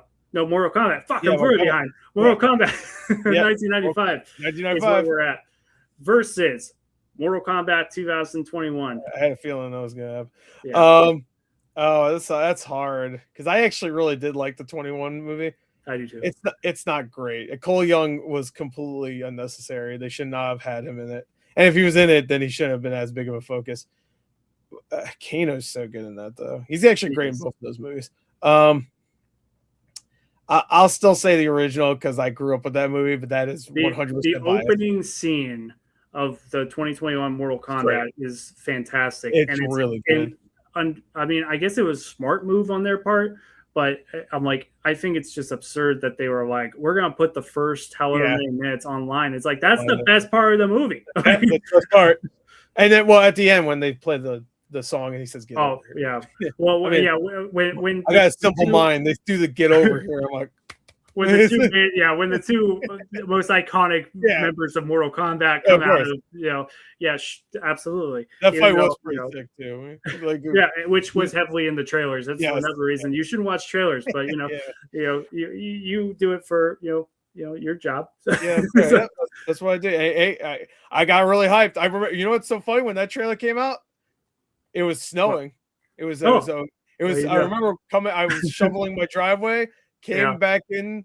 I was cold as hell. I think I had a coat on too, and I watched that trailer. I had a great time. I was like, that movie looks amazing. And I remember that because that trailer was great, and the movie was good, but not as good as the trailer. And let's hope for the new one to be it looks fun, a good time. So you're going with 95, right? Yeah, I am going with 95, but that's more of a bias. I think I'll be totally unbiased here. You picked 21. Yeah, but I'm going to say also, I don't think you're going to sway away from 95 with the remaining ones. No. I don't know. So we'll see. Next is Assassin's Creed. Oh, yeah, no. Assassin's Creed is not good. It has a couple moments. I was like, okay, some of this parkour stuff is pretty good. It's just like whenever they did that, they also had it like in the yellow piss filter. Which I hate when any movie has that. Like it works for Breaking Bad, everything being yellow, but it does not work for every Hollywood action movie. I felt like everything back in the day was like, all right, make it yellow. We need the yellow filter. Put it over there. Every Michael Bay movie has it feels like, or something. Maybe not Michael Bay. Who am I thinking of? There's a director that always puts everything yellow. Snyder? Maybe. Oh, sure. That's not who I was thinking of, but that works. Yeah. Snyder, which by the way, that I just said Snyder, and it links back to Return to Silent Hill, where it's like Sucker Punch. It's the same story. That is true. Yep, it is 100%. Wow, yep. I didn't even think about that. That's 100% true. It is. James doesn't turn into a weird ninja lady though. But that's true, and in the end he just ends up offing himself and doesn't get lobotomy, but John Hamm. I remember John Hamm being in that movie. Oh yeah, where he's just like where he does it and then he's just like, that's weird. You're normal. Weird. Yeah. I was like, oh, that's weird. Anyway, let me get my paycheck and get the hell out of here. Go back to Mad Men. It's still airing. Exactly. Next is Mortal Kombat 95 versus Doom 2005. All right, I have a soft spot in my heart for that movie. It's nothing like the game. Like if you think Return to Silent Hill is inaccurate, shit. The Doom 2005 movie is nothing like the game at all. To the point they're mutants. They're not even demons. They couldn't even get that right. But Carl Urban's in that one also, just like Mortal Kombat 2. and hopefully in a villainous Dwayne Johnson, which you don't see very often. That's true. He was also in that Spy Hunter movie that never got made, which that's a video game franchise. Anyway, Okay. yeah, they were making a movie for Spy Hunter. They made a game with Dwayne Johnson of Spy Hunter, but not the movie. And he's also in Jumanji. There you go. That's a video game thing, kind of. But this is kind of. There's a video game in it, but this I don't really.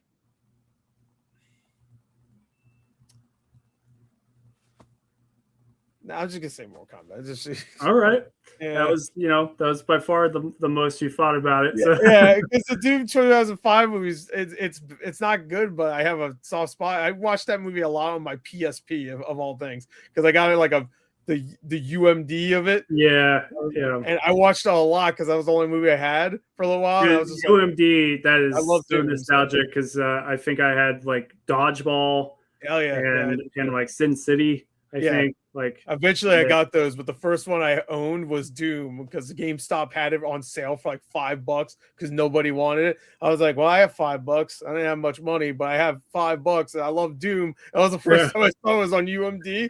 I was like, all right, this movie's not Doom at all. It had that one sequence where it goes first person though. I was like, all right. Yeah, which I thought going into it when I watched it that it was like that the whole movie. Yeah, so. I wish it was. Just give the Hardcore Henry guy a fucking Doom movie. That's all I ask. That's it. I don't know what he's up to. He did Nobody, which was fantastic, and then he did the John Cena one, which I liked with Idris Elba, but it wasn't anything crazy, but I liked it. Yeah, at least it's gonna work. Maybe one day. I feel like he should have just stuck with Nobody too, but maybe the paycheck was bigger on the Yeah, I mean, one day we might get an accurate Doom movie, but I also thought that about Silent Hill 2, and that didn't happen. So. Yeah. All right. Well, let's see how accurate you feel this one is. This one is actually one that back in the day you covered for CRP Rights before we became Cinefied, which is Doom Annihilation. Yeah, I forgot. I was actually thinking about Doom Annihilation. I was like, yeah, that was one of the first things you covered for the site. Then I remember, and I remember also same thing with this movie. I was very curious. I'm talking about Return to Site. I was very curious about it just because there was no marketing for it, and it was like, well, this could mean one thing. This could mean two things. One, it's shit and no one cares, and it's just going straight to DVD. Or two, it's so accurate to Doom that they said we can't put it in theaters because it's just mayhem and killing, and nobody would see that because that's how Hollywood works sometimes. They're like, oh, awesome killing. No one wants to see that. And then the John Wick movies come out, and that's literally the only reason why those are successes because it's just endless action. But sadly, it was the former where it was just kind of dog shit. I think I was a little bit more positive at the time because it was straight to DVD. Yeah, but it's shit. It's a bad movie. It's all bad. Right. Yeah, and the main character's name is Joan Dark, which I'm like, are you really gonna do a Perfect Dark reference in your Doom movie? Because that's the character from the game Perfect Dark. It's the only way you can get oh, wait, hold on. Never mind. I would say, well, you're saying Near Dark, right? Didn't you say that? No, Perfect Dark. Perfect Dark. Near Dark is great too. Yeah, that's why it messed up in my head. I'm like, wait, Near Dark's Perfect Dark is another shooter. Is a very popular shooter. Oh, Near Dark. I'm thinking of the Catherine Bigelow thing. No. I'm saying Perfect Dark. Perfect Dark's a game. I keep getting fucked up. Yeah, no, it's fine.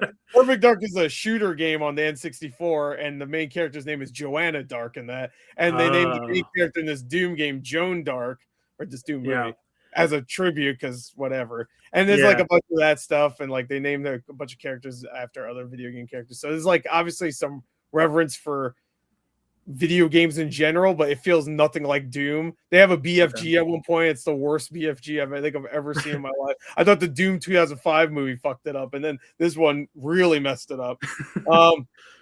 It's bad. Mortal Kombat's so much better. Like it's not even like shit. I think Annihilation might be better too.